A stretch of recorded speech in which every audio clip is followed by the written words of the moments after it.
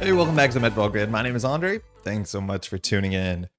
It is Sunday, October 5th, 2025, and we're back for another Sunday morning stream. I'm really excited for this one. It's a busy day today, and it's good to make time for some Marvel Champions. How's everyone doing? We are back. I do think we've now hit our regular enough cadence, which is going to be Sunday mornings. So if you want to drop in for a stream Sunday mornings, around 10:15, 10:30 Eastern is probably where we're going to start, and we'll go for like 3 hours of stream. If you're already here, hey, you figured it out. That was even better than me. Today, what's new? It has been like 8 weeks. We still don't have Trickster Takeover here in Canada. I was really excited to pick it up on Friday and just get some streaming in, get some video content in, but that's not the case. So we're still playing some of the old stuff. We're at the point where some locales have the new box, the Civil War box, which I'm worried we're not going to have it this year. It's meant to come out in just a week or so in North America, let alone globally, but it's been not great here in Canada. So if that does show up, so be it. Also, Fantasy Flight Games, if you're watching, why don't you just send me the box? Well, you could just put it in the mail. I'll make a video content for you. I'll make a stream. It's like advertising. We can work together, can't we? Hey, thanks, FFG. Hey, Aurora, good morning. How's Sunday going? Happy Sunday. Unfortunately, also, we haven't had time to put any video content up on the channel for a little bit, and I don't think that's going to change anytime soon. For those who don't know, the Netrunner World Championship is in about 2 weeks, so not this week, but the week after, we'll be traveling out to Edinburgh in Scotland. So it's only busier now. After the stream ends, we have folks coming over. We're doing testing. Mind you, Netrunner is a 1v1 card game, so there's a winner and a loser, so I have to figure it out. If I was FFG, I'd send you a box. Thank you, Aurora. I appreciate that. It's frustrating. It's so frustrating not to know whether you're going to get the stuff and not being able to. Anyways, you know how it is. Maybe. Hopefully you're well. Glad you can join on Sunday morning. Today we got a cool deck, and we're actually facing off something against somebody, against something that I'm kind of worried about. This is Expert Thanos. Thanos shows up in the middle of the Mad Titan Shadow box. Is that what it's called? That's what it's called. Which was a bit of a surprise from my understanding. I did not play the game when this box came out, but this was like, I think kind of lined up with the whole Marvel Cinematic Universe era of Thanos being like the big bad. And while that has changed and that's over now, it was the assumption that the Mad Titan Shadow box would come and Thanos would be the final boss. Turns out that's not the case. There's 5 villains in that box, and Thanos is right there in the middle. It's the first villain that introduces the Infinity Gauntlet, which is pretty overwhelming. A lot of people don't like it. Basically, you get these extra activations where these cards attach to Thanos, and every second activation, just about one of these stones fires off, and they have really strong abilities. Some of them spawn minions, which is a really bad time to spawn a minion, because then the minion activates against you. Super easy to miss. And then some add threat, some make you discard things. You have stun and you have confuse. So it's a whole gamut of effects. I like playing heroes that want the villain to attack them, which Bishop is only softly in that camp. But the more activations, the worse it gets, which means when Assault snowballs into a bigger problem, that can feel a lot worse when you're playing solo. But Thanos is a villain that I often don't beat on Expert, I'll be honest. When I'm playing like a tier 2.5 deck that I've put together, something a bit ambitious, and I play through the campaign of this box, which this box is probably one of the campaigns I played the fewest amount of times, not counting Guardians of the Galaxy box. It's not uncommon for me to have to lose to Thanos like 3 times in a row. Then I put it down to standard, and then we get through Thanos, and then we go and increase it to expert for the rest of the campaign. I'll go on record to say I have done that. That is not something that I have not done. So far, this Bishop deck is really good. That I did the first 3 scenarios of this campaign yesterday to test out the Bishop deck, because I'm generally playing campaigns because I want to try and beat every campaign, or I want to beat every hero through. I want to bring every hero through at least a campaign this year. And so Bishop was on the roster, and so I played the first 3, including Expert Thanos yesterday, and it worked. First shot, it was pretty convincing. So I'm hoping today that we can get through Expert Thanos without having to put it down to standard. And then after that, we'll play against Hela, because Hela is like one of the cooler scenarios in the whole game. And Hela is just after this. So that is our ideal Sunday afternoon, is we beat Thanos and then we have a fun fight against Hela. But before we get there, let's talk about this deck. And to talk about this deck, I need to shout out another name, because this deck isn't exactly my idea, if at all. This is Bishop Snipes from 99 years away. Oh, sorry, actually, this is mine. Hold on. Bishop Snipes from 100 years away. Let's roll this back a year.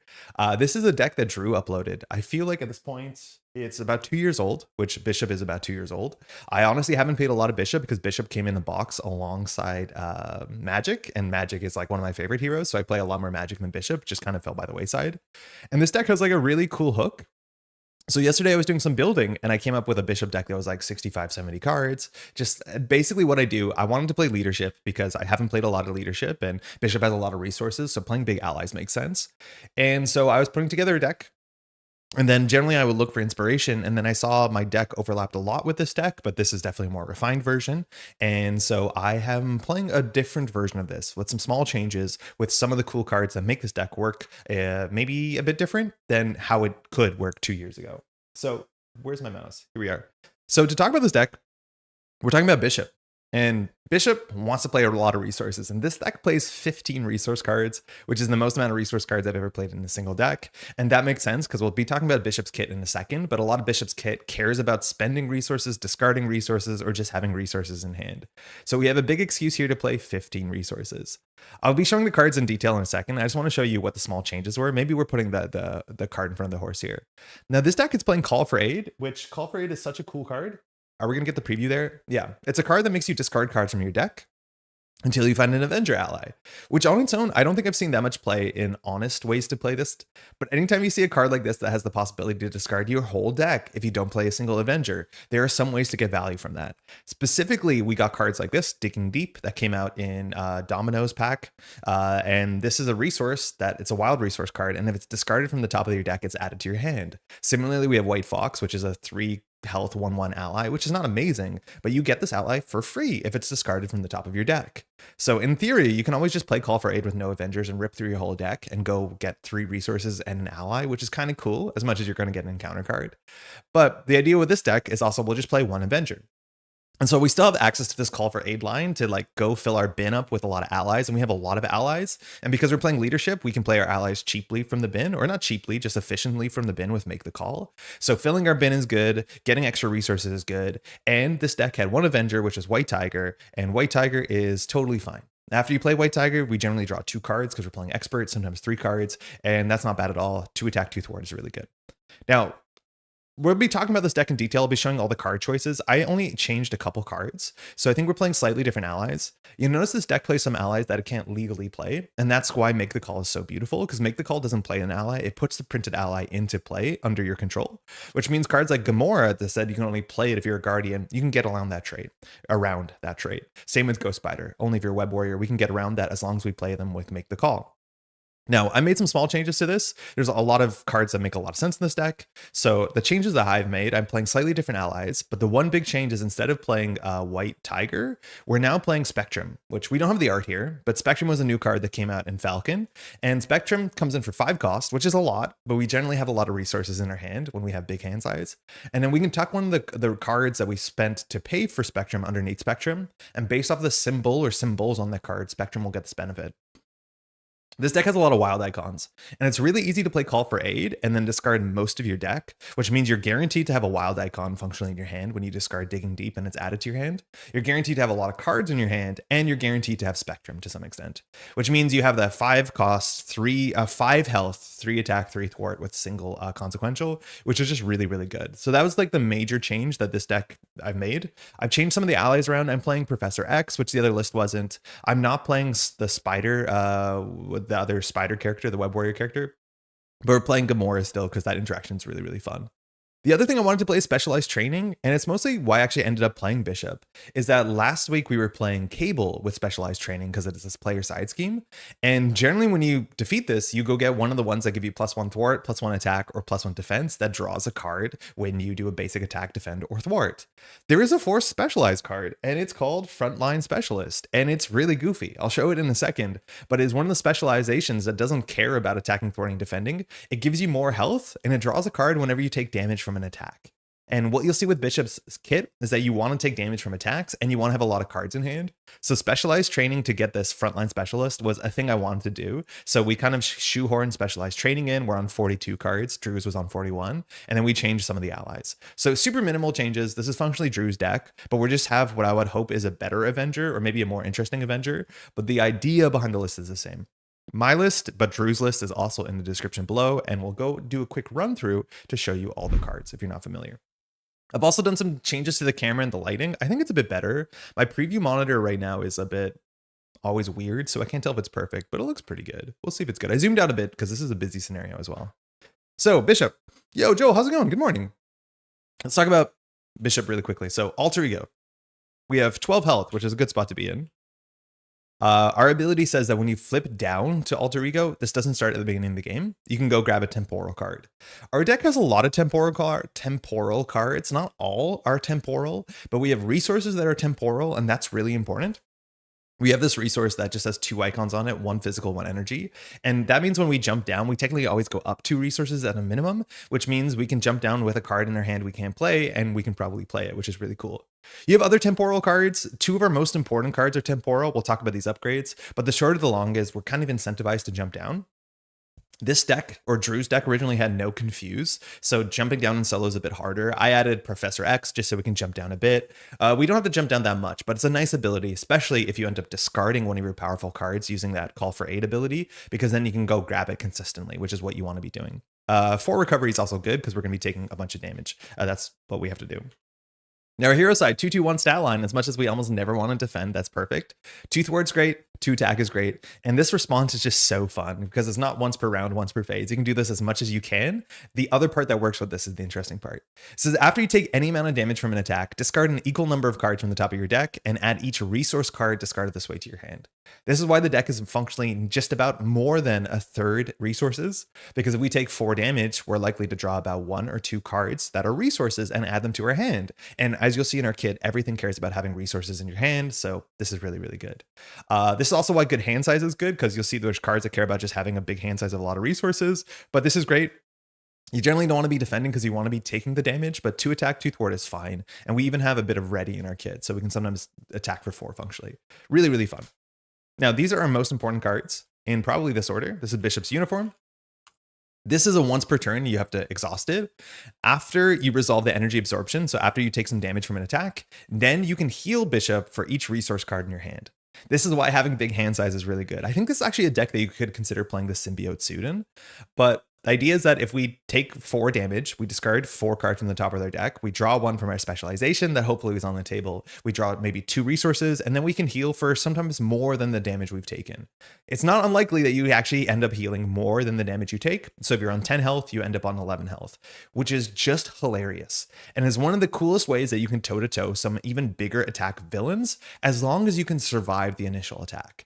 Because all of these trigger after you take damage. So if we're at 4 health or 3 health and we take an attack for 5 damage, we die before any of these good stuff happens. So the interesting thing is trying to keep your health still healthy, so you have that buffer that you can take a 7 attack hit and then hopefully heal 7, and because then you want to stay there.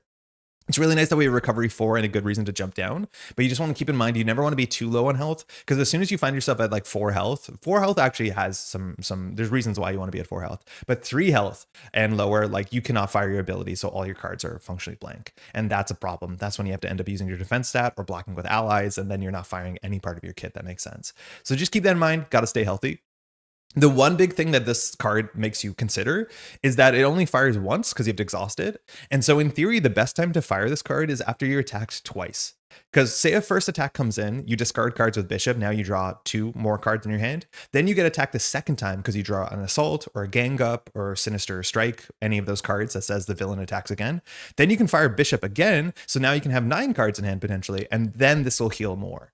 So if you ever know that you're going to be attacked multiple times, either by the villain into a minion or the villain into the villain, if you have some way to look at the top of the deck, or you're just hoping it'll happen, you actually want to kind of edge this and fire it a bit later, which is neat. Bishop's Rifle. Card's just good. Exhaust, it's restricted. Deal the damage for each resource card in your hand. Not icons on those cards, and that's one of the confusing things is some cards care about how many icons are on those resources. This just cares about hand size, which means you often fire this as the first thing in your turn before you spend your resources, but just having a free, generally a ping for 2 or 3 damage a turn, sometimes up to 5 or 7, is absurd. It's really, really good. Thanos has Retaliate right now, so ranged also matters, but these are two very important cards. This one's the most important, this one's a treat, but they're both temporal cards, which means if they do get discarded, we can go grab them by flipping down.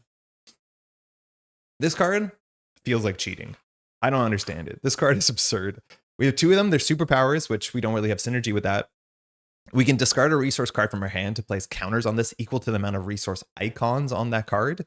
And then whenever we do a basic attack, we can discard this to do up to 8 extra damage, where you do +2 damage for each counter on this, which means it's not rare in solo that you put these down and you charge them passively by spending your extra resources at the end of a turn if you have extra resources. And that's one of the biggest downsides of Bishop is you can draw hands that are entirely just resources and you have nothing to do.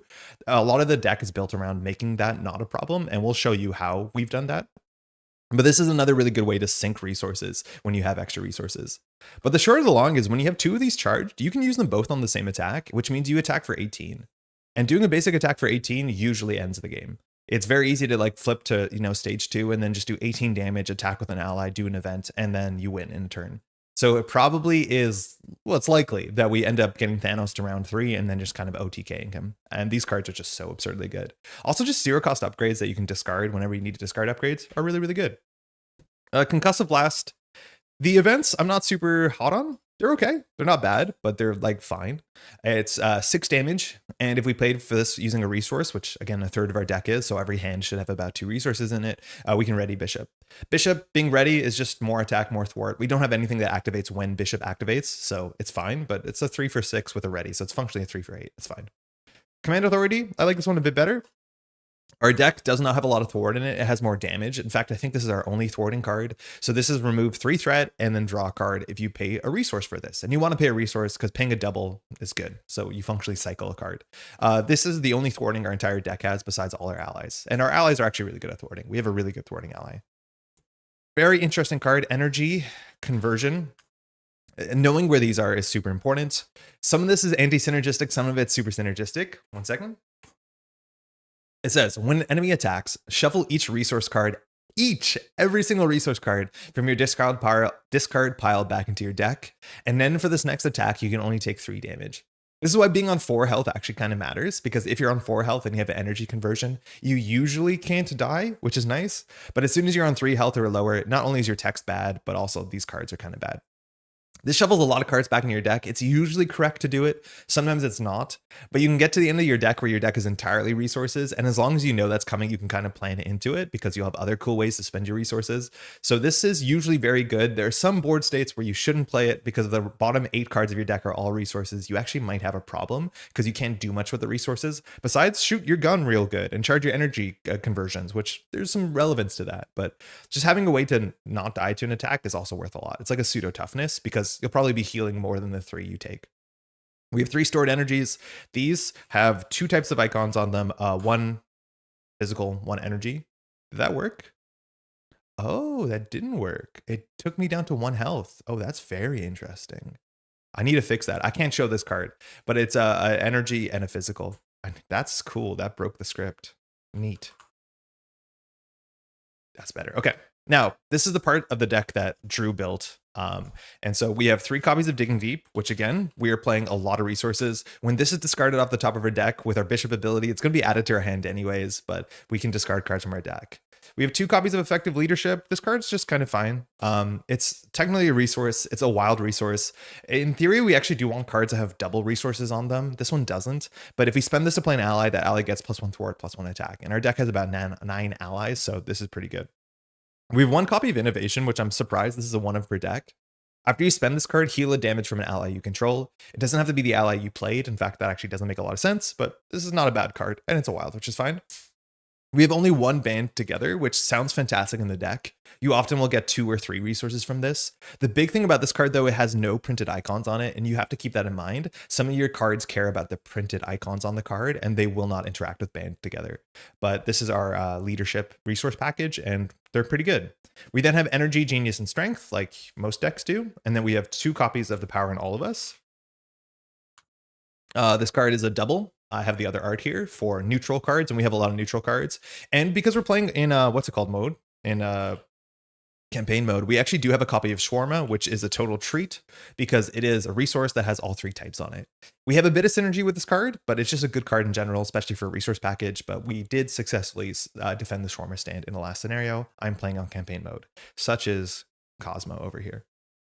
Okay, this is 2 call for aids, which seems like just enough. This card is really high skill cap. Either discard your whole deck until you find your one Avenger, which is Spectrum. It'll get you your White Fox. It'll get you all your Digging Deeps. And now we have Spectrum, which might be a bit of a better card. Spectrum is just a really interesting card. We have a lot of wilds to tuck underneath her, so she should be 3 attack, 3 thwart, 5 health, which is just really, really, really, really, really good. And she's a good target to heal because that keeps her around for longer.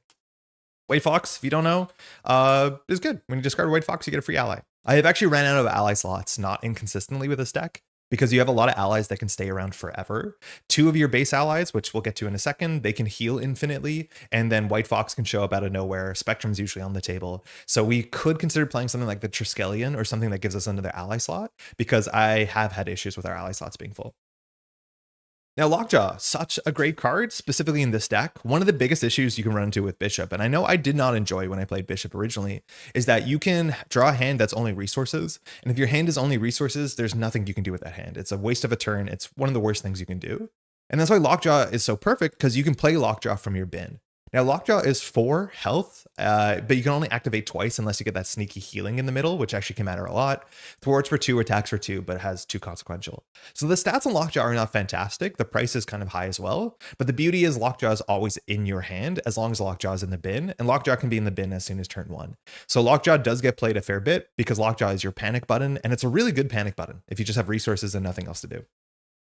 We have Malcolm and Randall, which have 2 very different art styles. Malcolm and Randall are very similar. 1 attacks for 2, 1 thwarts for 2, but they have the same text that says that you can spend a resource card from your hand, and if you have a printed physical, or for Randall, of printed printed energy, they heal a damage and ready. So you gotta be careful you don't get them down to 1 health, because then you feel like you're wasting value on this. When they're at 1 health, you can still spend the physical to heal them, but then you miss on the ready, which kind of feels bad. But this is technically infinite damage, and this is technically infinite thwarting, which is, again, often why I end up with ally slots that are full. You forgot to put a scheme card to the player called Specialized Training in this deck. Felipe, how's it going? To the player card. What do you mean? I don't actually have to put the specialized card in the deck, because it's not in your deck, right? It's kind of in your sideboard. Is that what you mean? Nick Fury we're playing. Nick Fury's really, really good.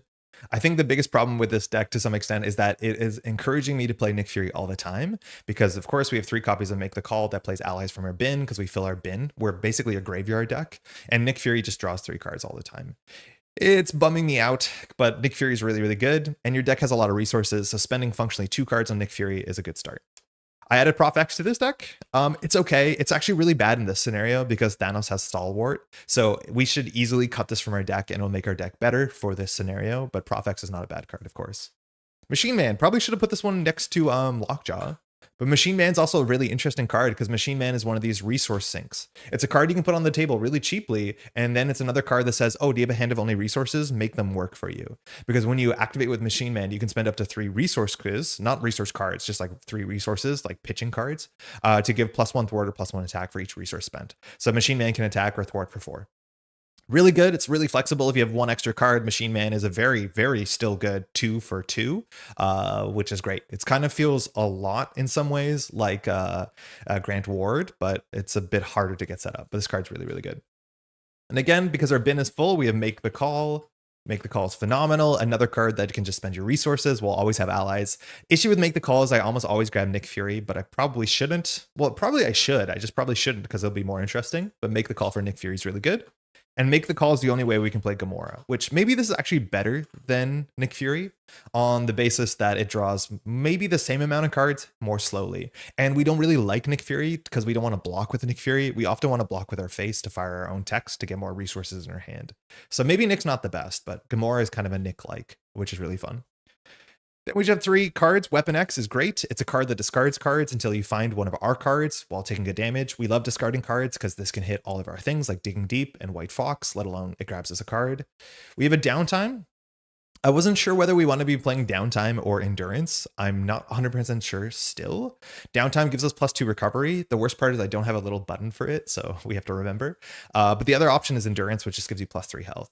I think they're both pretty considerable or pretty reasonable. I went at the end of the day for Downtime because we're going to be playing Specialized Training, and Specialized Training, once we clear it, we can get a Frontline Specialist, which gives us +4 health anyways. So we probably don't need +5 health. Maybe we should have a bit more extra health and then a bit extra recovery to fill that health in. And that's the deck. And so far, it's been really fun, really good too. And I think one of the big reasons I don't play a lot of leadership is just kind of frankly cracked. Like leadership is just really, really good. And the playstyle of putting allies in the way of everything, of every attack, like there's only certain scenarios that make that not a strategy you should pursue. Luckily, Bishop doesn't really want to do that all the time because Bishop wants to get in the way. It's to draw cards and get resources and do all that sort of stuff. But our allies are really good. Our effect is really good. Our hero cards, our events are like kind of forgettable, but your upgrades are absurd. Very, very, very good. So we're going to go from that. And that's the deck. We'll give it a good shuffle because all our resources are together and you want to avoid drawing a huge resource hand. This deck is 42 cards. So if you want to go ahead and cut 2 cards, there's some good reasons to do that on the basis that we are somewhat of a combo deck, or more accurately, we need to find our suit, whatever it's called, and our gun as soon as possible because those cards are really good. We also have 43 cards because we have Shawarma. Okay, Thanos. What's to say about Thanos? You know this big old grape. He's big and he hits hard and he's annoying. There's a lot of him. He has a lot of health. It's like 23 health into 26 health. It's pretty big, beefy boss boy. We are playing on campaign mode. So far we've had the best outcomes of all the campaign stuff. We didn't add, no, it's not entirely true. We have security breach in the deck, I think is what it's called. So we have one bad extra card in the deck. It's not that bad, honestly. But we did have the Shawarma and we have rescued Cosmo. So Cosmo will start the game in play is what I'm trying to say, which is good. Cosmo is a good boy or girl. So just a little ally. Woof woof. Okay, let's talk about Thanos. So we are playing Expert, so we're on Thanos 2. We're playing stock standard as much as I have really been enjoying Villain Theory's modular kind of recommendations. So Thanos has a whole lot of treacheries and some attachments. Some of the treacheries do nothing. Some of them are really, really bad, which is super inconsistent. Of course, we're playing with Infinity Gauntlet, which will explain that. And every time you activate, you'll be adding a card largely. And then we have the Black Order and we have the other one. What's it called? The Children of Thanos. All of these are big minions, which really sucks because one of these stones discards cards from the top of the deck until you get a minion, and then that minion will be in play during the activation of the villain, which means they will activate once the villain finishes activating. So you often will be attacked for Thanos for like 4+, and then some massive minion will attack you for about 3.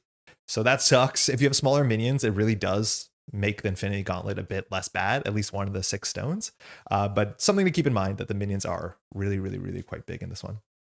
All right, with Infinity Stones. Infinity Stones. Okay, here we are. So contents, this just has all the contents on it. Does this not work? Hold on. Something is wrong. Yeah, I see why. Okay, cool. So, oh, I see what you've done there. Thanos 2 and 3 on Expert. The Gauntlet, Black Order, and Children of Thanos, and then the rules insert from the Infinity Gauntlet. It's relatively straightforward, so we don't have to worry about that. We'll flip this over. There's 2 main stages. This is like one of the worst main stages or main schemes to advance. If you know, you know. You can kind of guess where this is going.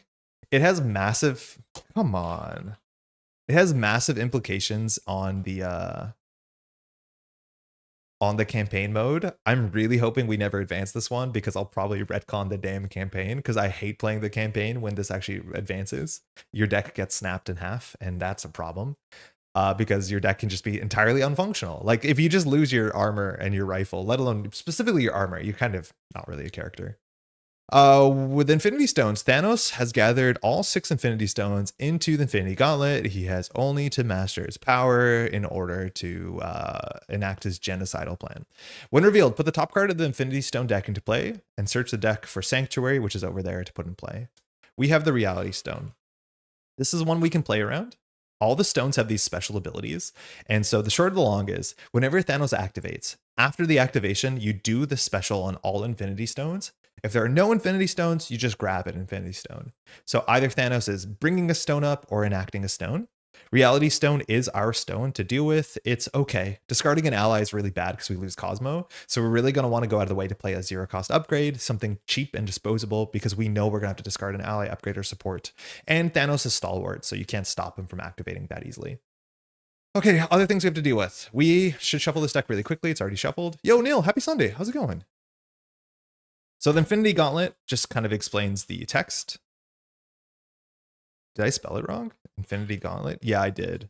Okay, that's bad. Oh, it's Infinity Gauntlet. That's why. So this thing gives +1/+1. So Thanos is 4 attack, 3 scheme as soon as turn 1, which is pretty bad. And it says after the villain activates, resolve the special ability. Otherwise, go grab one. There's no way to get rid of this thing. We start with Thanos Helmet. Thanos Helmet just gives Retaliate. And if we want to get rid of it, after you make a basic attack, you have to spend Mental and Physical. For whatever it's worth, Mental Physical is just a really bad pair for us because Mental does not show up on any of the cards that also have Physical on it besides Shawarma, while we have a lot of Physical energies. So this one's a bit harder to take off. But Retaliate 1, we're not going to deal with attacking Thanos for a bit, so this is not at all a priority. Shoutouts, we're also playing Standard 3. As much as our Nemesis does have Quick Strike, so that's maybe a problem. Okay, we have a couple side schemes on the table. Sanctuary is the one that we have to deal with sooner than later. Oh, that's broken. Okay, hold on. Okay, Sanctuary is broken. I need to remember to fix that. But the short of the long is, the card is this. It says, hinder 1, so it comes in with 4 threat. Thanos cannot take damage. And then it has 1 defeated text that I almost never interact with. It says each player may spend up to 3 physicals. You deal 2 damage to each physical, and this ignores toughness. So if you want to spend a bunch of resources to do a bunch of damage, usually at the part of the game where you're defeating Sanctuary is the part of the game where you're still setting up. So if I have extra physicals, I guess, but it's like really not a great time to spend that. We also have to do hack Sanctuary computers. This is part of the, this is part of the campaign mode, so you might not have seen this. It comes in with 3 threat and crisis icon, so we cannot take threat off of the main scheme, which needs 12 to advance. But when defeated, each player searches their deck and discard pile for a single card and adds it to their hand. Then you have to flip this over. On the backside, I believe it has about 4 threat, and it's something you need to clear in 1.5 turns, basically in 2 turns. Because if you don't clear it, you get I think like a bad card that goes into your deck or the discard or into the treachery pile. I'm not 100% sure. Whatever this is called, the counter pile. This is really good because it means that we can consistently go get our armor, which we probably do. So clearing this is a priority. It is our priority, but we have to make sure we can clear the other side.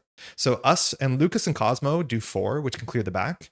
So if we can go get one of our 3 threat cards, either like Prof X or our event that thwarts, we should be able to clear everything. How cool is Bishop JS? Bishop's actually really cool. Problem is, like, I played very little Bishop because I liked Magic so much, but this deck just is like kind of slaps. I know I played Bishop decks that struggled where you drew a hand that was all resources and you like just did nothing. This is definitely not that deck. We're playing a version of Drew's deck and it's just been very fun. Like it's a cool toolbox because it is like a graveyard deck functionally. And with that, we're ready. Okay, so sip of coffee, catch your breath. You're going to slowly get to see over the next couple weeks the trees behind me changing color. What a beautiful season.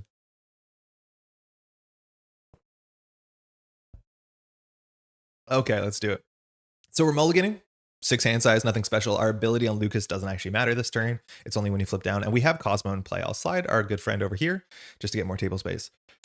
First card, Innovation. Probably won't keep it because we can't really heal anybody. So that's fine. Concussive Blast, also probably not going to keep it. Our friend Thanos can't take any damage, so I'll put this in the no camp. This is maybe, this is no. Weapon X, this is maybe worth keeping. On average, this is either cost 1 card or it's free because you can easily discard a card that hits the table. So I'll put this in the maybe camp. It's alter ego only. It's our only alter ego card. Machine Man, not my favorite card to set up with. I'll put this probably in the probably no camp. Malcolm's the damage one. We have Malcolm and then we have Randall. Malcolm is a bit better when we're set up because we can't actually do any damage to anybody. So I'll put Malcolm in the no camp. And then we have Make the Call. Make the Call is sometimes worth keeping. We're definitely not going to keep this. But Make the Call is definitely worth keeping. When we have Make the Call in our hand, the best card that we can draw off the top of the deck is Call for Aid. Because with Call for Aid, we can basically guarantee we'll have an ally that we can grab with Make the Call. So I think we're going to keep these two. Microphone really in the way. I'm full on deck panic mode. Jai, how's it going? Hey, Mr. Crash. I'm doing some testing today. Wenjong and Antoine are coming over, which is going to be like a really fun testing session. So hopefully I get some more information, but we got some time to sort it out. I don't know when you're flying out because I imagine it's a bit of a flight. We'll keep these two. Make the Call might be useless. Let's not keep this. I don't know if we keep it. We only have 2 Call for Aids. At a minimum, Make the Call gets like Malcolm or Machine Man, which is like not great. It's fine. We'll try it. 1, 2.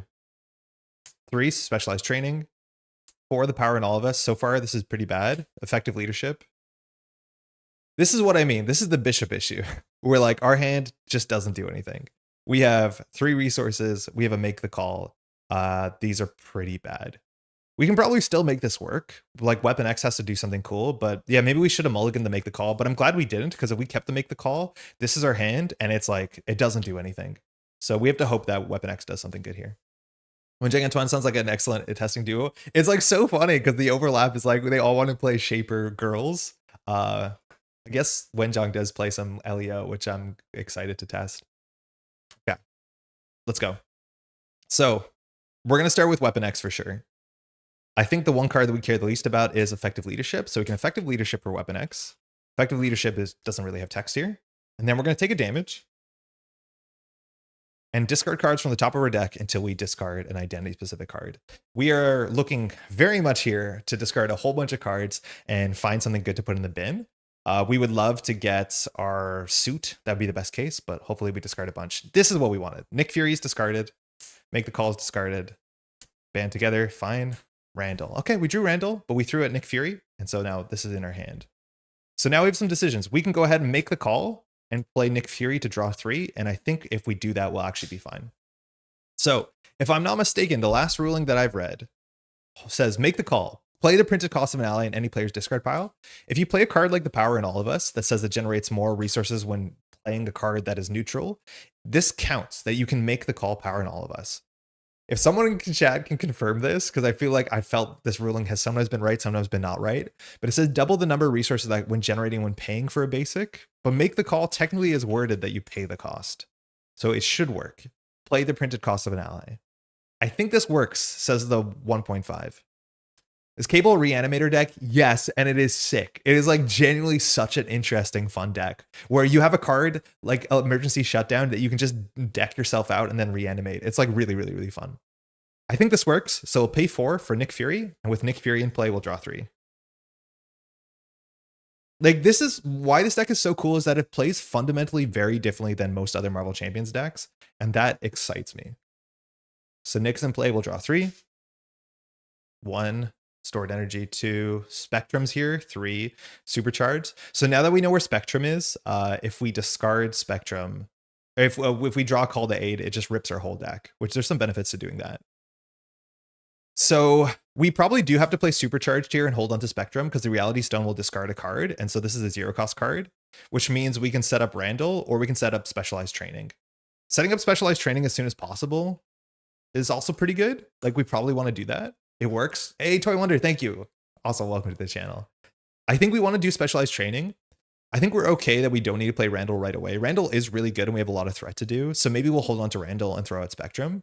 But I want to play Supercharged to sacrifice for the Reality Stone. And I want to get this done as soon as possible. Because the sooner we get this, the better we are at just like setting up and drawing cards. Oh, we have to remember with Hack the Sanctuary, we can go grab a card from our deck. We are going to clear Hack the Sanctuary. It's a bit ugly here unless we do Spectrum for 3. Which we could fully do Spectrum, but Spectrum could thwart for 3. Then we could do Cosmo Nick. We draw 1 card. That 1 card's not very useful. I think with this, we probably should always be getting our armor. So if that's the case, I think we get our armor down on turn 1. Yeah, that's probably right. So, let's jump to hero mode. That doesn't really matter, but it's good to be here. So I think we're going to do thwart for 2, thwart for 2. So we'll clear Hack Sanctuary Computer. So this says when it's completed, each player searches their deck and discard pile. So we're going to go for our most important card. White Fox is on the bottom, which is our armor or suit, I think it's called. Our uniform even, and we add it to our hand.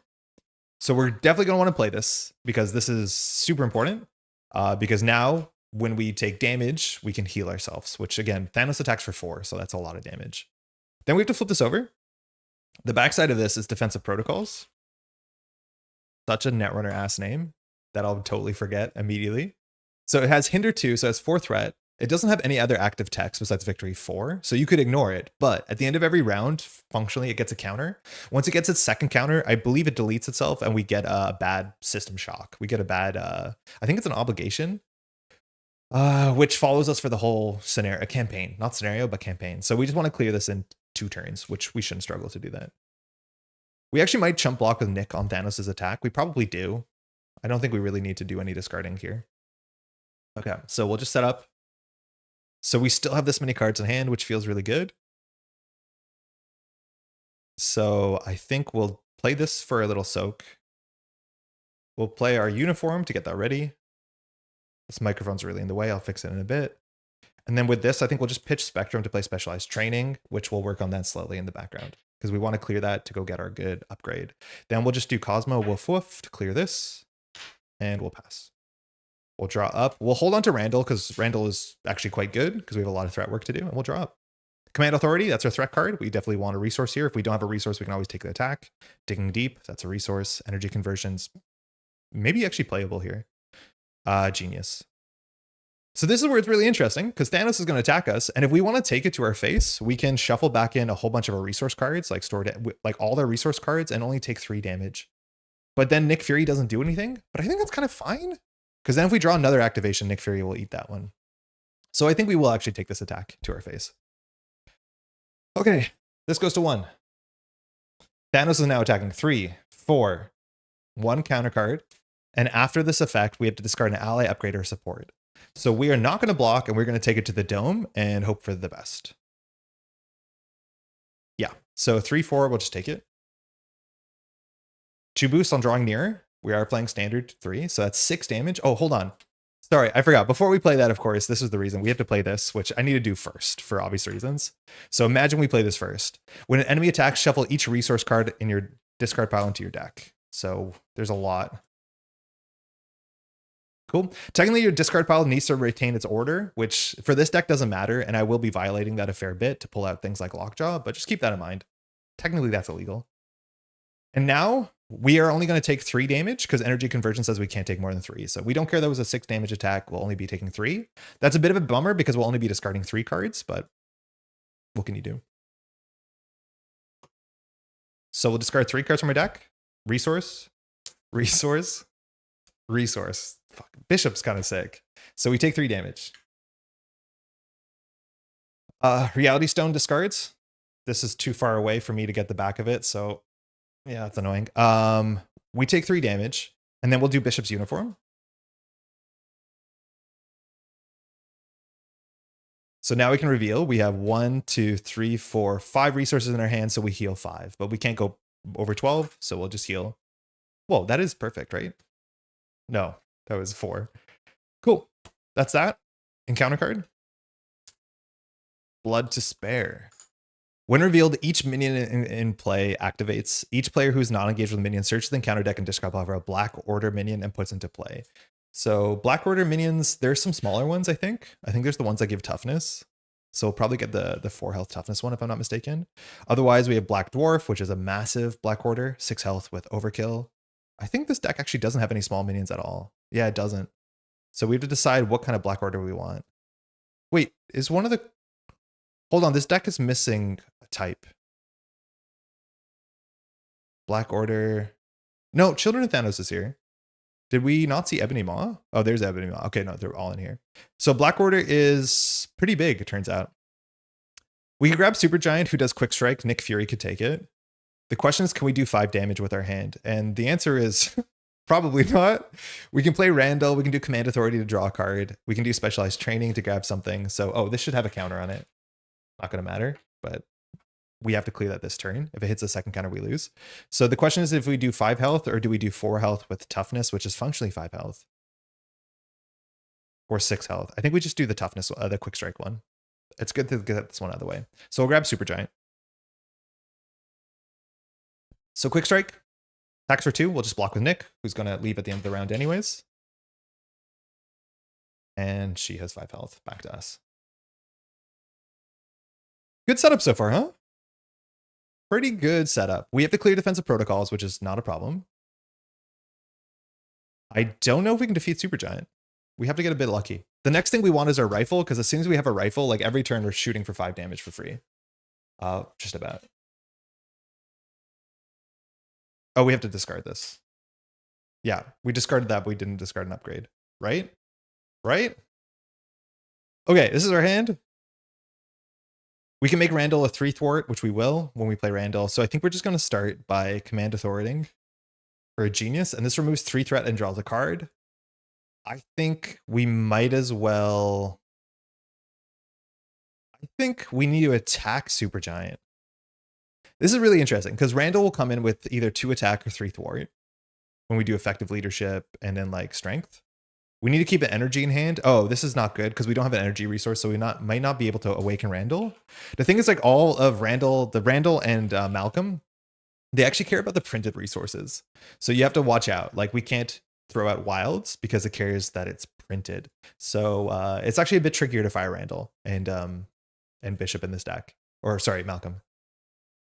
So I think we just start with command authority. We can either always go attack 2, attack 2, attack 2, and leave this. So I'm going to command authority this. I know we're wasting a bit of threat. Maybe that's bad because we can always take 2 damage from this. I think we do take 2 damage from this because then we can heal off the second attack. So we're going to be attacked by Thanos, then attacked by Supergiant, and we'll heal off Supergiant. So we'll leave Supergiant for a turn. Supergiant has text though. Supergiant says that after she attacks and damages, we stun that character. I don't think us being stunned actually matters at this point in the game. So we're going to start by command authority and we'll do specialized training. So this removes 3 threat. We played with a resource card, so we draw a card. We want to make the call here. Oh, digging deep. Bummer. Okay, so our hand is all resources. No good way to spend them. This should be exhausted. I don't think we can jump down here. So we will board for 2, clearing defense protocols. Enters the victory display. So that's fine. Cosmo will thwart 2. Actually, no. Yeah, Cosmo will thwart 2. Clearing specialized training, enters the victory display. And so now we get frontline specialist. Very cool card. Not a lot of decks want to play this. So we get +4 health. So we go to 16, which is nice.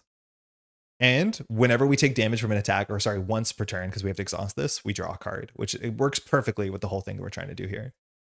Then we'll do effective leadership, which the ally we play with this gets +1 thwart and attack. So Randall comes in. So remember we have +1 this turn. I'll just put this little 1 here. If we keep the physicals, we could maybe do Sanctuary. Yeah, we might as well. Actually, no, that's not true. Because we go to 1, 2, 3. Yeah, we could have maybe done it and done some damage. I think that's fine. Whatever. This hand is useless. Randall will thwart 3 off of this. And we won't use Randall's text because none of our cards have printed energy. They're all wilds. We're really waiting for the second cycle to set up Spectrum, which would be good. And then we'll pass. This goes away. And we'll draw 5. Effective leadership. Concussive blast for some damage. That will deal with Supergiant as much as we'll stunned. Another energy conversion, which might not be the play. I don't actually think we need more resources in our deck. Downtime for some more recovery and a stored energy. So we already have 2 resources in our deck. The question is whether we want to play another energy conversion here and make our deck mostly resources once again, which, like, that turn was not a great turn because we drew almost entirely resources, but this adds a lot of resources into the deck. So we'll consider it. This goes to 2. Thanos is attacking for 4 and a card. We need to decide whether we want to play energy conversion here. What's left in our deck? We don't really need the massive healing here. Do we do it?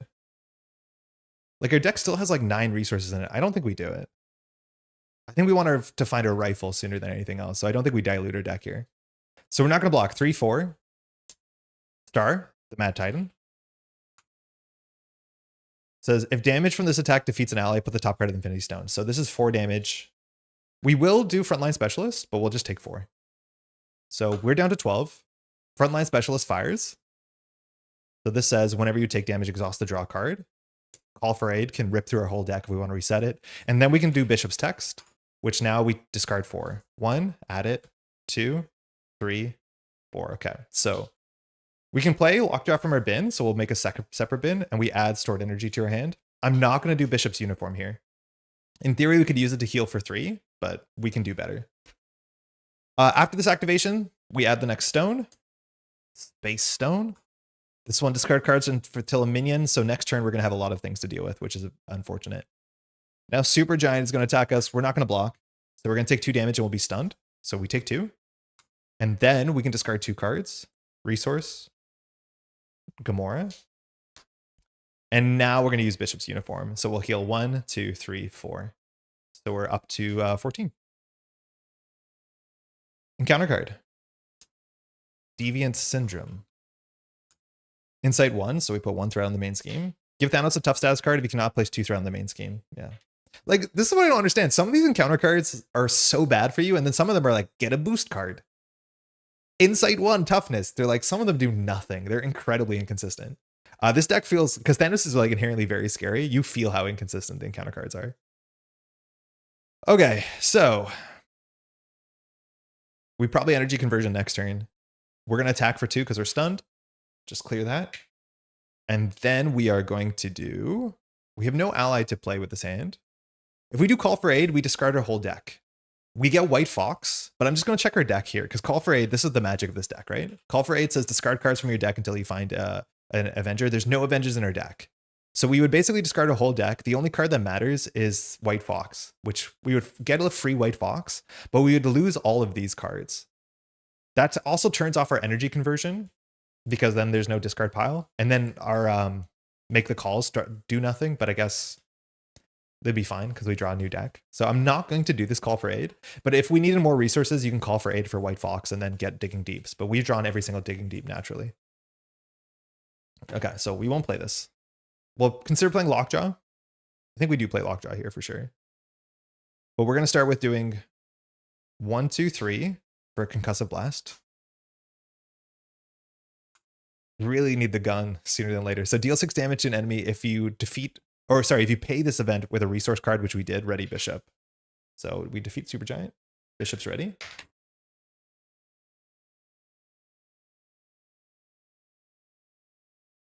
We're going to do 1, 2, 3, 4 for Call for Aid. Sorry, for Lockjaw. So Lockjaw you can just play from your bin. And because we did effective leadership, Lockjaw has +1 attack, +1 thwart for this turn. So we'll do the +1 to remind ourselves. But we have 4 health. This might not have been the perfect turn, honestly, because we're kind of stranded if we don't want to play downtime, which we don't really need to play downtime if we want to hold the energy conversion. I think we can play the energy conversion, and we're just hoping that we have a 50% chance to draw a rifle. Otherwise, it makes the deck really bad when the bottom of your deck is only resources. Admittedly, you can still Lockjaw them, but I think we will hold energy conversion. We'll hold down. We'll discard downtime probably. Okay, so let's just get to work. We will thwart. Cosmo will probably be a panic block. This attacks for 3. This thwarts for 2. Oh, we can ready. I think we messed up. We probably should have thrown these out. No, maybe not. But I don't want to bring Randall down to 1 health because as soon as Randall is down to 1 health, you get into that awkward state where you lose icons, or sorry, you lose the ready and you only get the heal instead. So I want to try and avoid that. It's okay. So we'll thwart for 2. We clear Sanctuary. Sanctuary has text here. We'll do the text. It's fine. So Sanctuary's text says, oh, Sanctuary is broken. I forgot about that. That's really ugly. So it says each player may spend up to 3 physical resources. So we'll spend 1. For each resource spent this way, deal 2 damage, ignoring tough. This goes to victory display. So Thanos takes 2 damage. The toughness stays. This is our hand. Lockjaw. We'll thwart for 3. Randall. I think we'll just use Cosmo. We won't block. So Cosmo will thwart for 2. And when Cosmo finishes, leaves the game. Won't be coming back. That was just a little benefit from doing well in the first scenario. And then we'll pass. Randall will stay hanging out. Nothing to do. Thanos still has Retaliate. We want to basically find our Shawarma to take off the helmet, which I think happens this turn cycle. Prof X. Make the call. That's good because our bin has everything. Energy. Command Authority. So we haven't found our rifle yet. But we're not done drawing cards yet. This goes to 1. Thanos is attacking for 4 on a card, and we're going to get a minion, so we're not going to use our uniform on the first attack this turn. So we're just going to tank this because there's like no way that we die. So we're not going to block. 4, come again. I think you hurt yourself for 2 instead of Thanos. Oh my god, you're right. Good catch. Thank you. How's it going, by the way? Green Iguana. Very good catch. It's not that hard for me to do that. Yeah, Thanos should be on 21. We should be on 14. 12 felt a bit low, I'll be honest. I was like, we could just take this damage. There's no way we die. 1, 2, 3, 4. It's Dark Designs. So standard 3 if you're not familiar. This just adds a counter here. When this hits 4 counters, we grab our Nemesis. I got you. Thank you. Super appreciated. So this is 4 damage. I don't think we're going to energy conversion. It's another card turn. I missed it. I'm actually Rather, we might discard our thing. I guess if we discard our thing, we just dump down. Yeah, maybe I could have played that. So that's 4 damage. 1, 2, 3, 4. So we take 4. We're down to 10. We draw a card with Frontline Specialist. The order here doesn't matter. We drew band together, and then we discard 4. 1, 2, 3, 4. No! So we lost our rifle. That's the bad one. But the rifle is a temporal card, so if we jump down, we can get it. But we're going to be able to heal here. So Space Stone fires, and so now we discard cards until we get a minion. All right, Corvus Glade off the top. Corvus is not very bad. This goes here. Probably shouldn't have that there. Retaliate 1 toughness. Let's Goofus Glaive. Nope. Corvus's Glaive is so hard to say. So has 4 health. So now Corvus Glade is going to activate against us. And that's a really important timing because the villain activates and then the minions engage activate. So if a minion shows up during the villain activate, it will activate now. So Corvus Glade is attacking us for 2. We'll just take it. We discard 2 more cards, which is our whole deck. Oh, we discarded White Fox, which is sick. Wait, discards our whole deck, which maybe that's bad because now the rifle is gone, but too late. So we discard White Fox, who enters play. And then we discard this card, which is in our hand. We deck out, so we get another encounter card. We have to shuffle this. So the rifle's gone. And now we're drawing 2 encounter cards. We're going to just fire our uniform now because we can heal. 1, 2, 3, 4, 5, 6. Yeah, I think there's a really big chance that we should not have done our ability off Corvus Glaive because now Make the Call is dead in our hand. At least we can like use Lockjaw, bring Lockjaw back, but we heal for 6, which like, man, Bishop's kind of really cool. But we have to shuffle this. We're up to 14 of 16. Like you can toe to toe. It's really fun to like the sort of healing brawler. It's weird that Bishop is that character in this game, but feels good. Feels really good to go take your hits and then just bounce back. Especially on the double activation turns. Yo, Brendan, how's it going? How's your weekend? Are you on strike? First card. Sinister Strike. Okay, so we're going to get hit more, but hey, that means more cards, right? So staple from standard 3. Place 1 pursuit counter. Thanos is going to activate. So it's 4 in a card. Not this deck, but this card will show up. 4 in a card. I don't think we're going to block here. In theory, we can energy conversion just to like not take some damage, but I don't think we want to do that. We could just block with White Fox, which might be fine. I don't think we need more cards in our hand because at the end of the day, we can't draw our rifle. We discard cards with Make the Call. Like maybe that's something. White Fox is really good at taking off Corvus Glaive's toughness. So I think we just take it to our face. It's funny to have this many cards and still like be confused about it. But I think we just take it to their face. 1, 2, 3, 4. 5. After our death, we take 5. And then we have to reveal this. Oh, let's discard 5 cards. 1, 2, 3, 4, 5. Okay, we have too many cards in our hand. We now have to reveal the next stone. It's the Time Stone, which this one does threat, which is not a good time to jump down. Unintended. And we have the Black Order. So at least we can deal with that really easily because we have a lot of threat in our hand, I think. So this says when a Black Order minion is in play, threat cannot be removed from this side scheme. And Corvus Glaive is a Black Order, has a hazard icon, which is not great. So unfortunately, we have to hold this hand and we have to figure out what to do here. I think we're going to be able to play Lockjaw multiple times, but of course our priority here is knocking out Corvus Glaive. I think the lighting is a lot better today. I think we did a good job. Okay, White Fox will attack for 1 to take the toughness off, taking retaliate damage as well as consequential. So the only damage we have in our hand, well, we don't really have damage in our hand, do we? Lockjaw will attack for 2 and gets defeated to consequential. And then I think we just immediately replay Lockjaw. So we'll do the Power in All of Us and then I guess Genius to bring back our dog friend. And then we're going to attack for 2. Defeating Corvus Glaive, taking 1 retaliate. Okay, so now we clear the side scheme, which we will. We're going to attack to get rid of Thanos' helmet this turn. And when we pop down, we can grab a temporal card back, so we can just grab one of our resources, our doubles. So I guess we might as well command authority to see deeper. So we'll do strength into command authority. So this removes 3 threat from this, and we paid with a thing, so we can draw a card. It's another resource. Okay. We're probably gonna have to hold on to our energy conversion sooner than later. We have no more allies, yeah, or make the calls are useless. Okay, we're gonna attack for 2. We'll take retaliate 1. We'll take the toughness off. But now we can do Thanos' helmet, which says after you do a basic attack, spend an energy and a physical, or sorry, mental and a physical. So we'll just spend shawarma. So we get rid of the retaliate, get rid of the helmet. So now our allies can attack into the face. We'll do Randall will attack for, or thwart for 2. We'll do Randall's text, and we'll discard an energy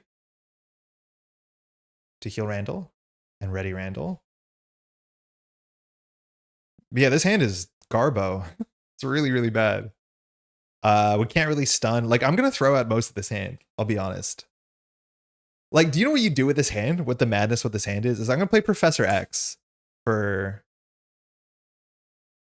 innovation and stored energy. So that's 3 resources. When you spend innovation, you can heal 1. So we'll heal Randall. We'll trash Lockjaw.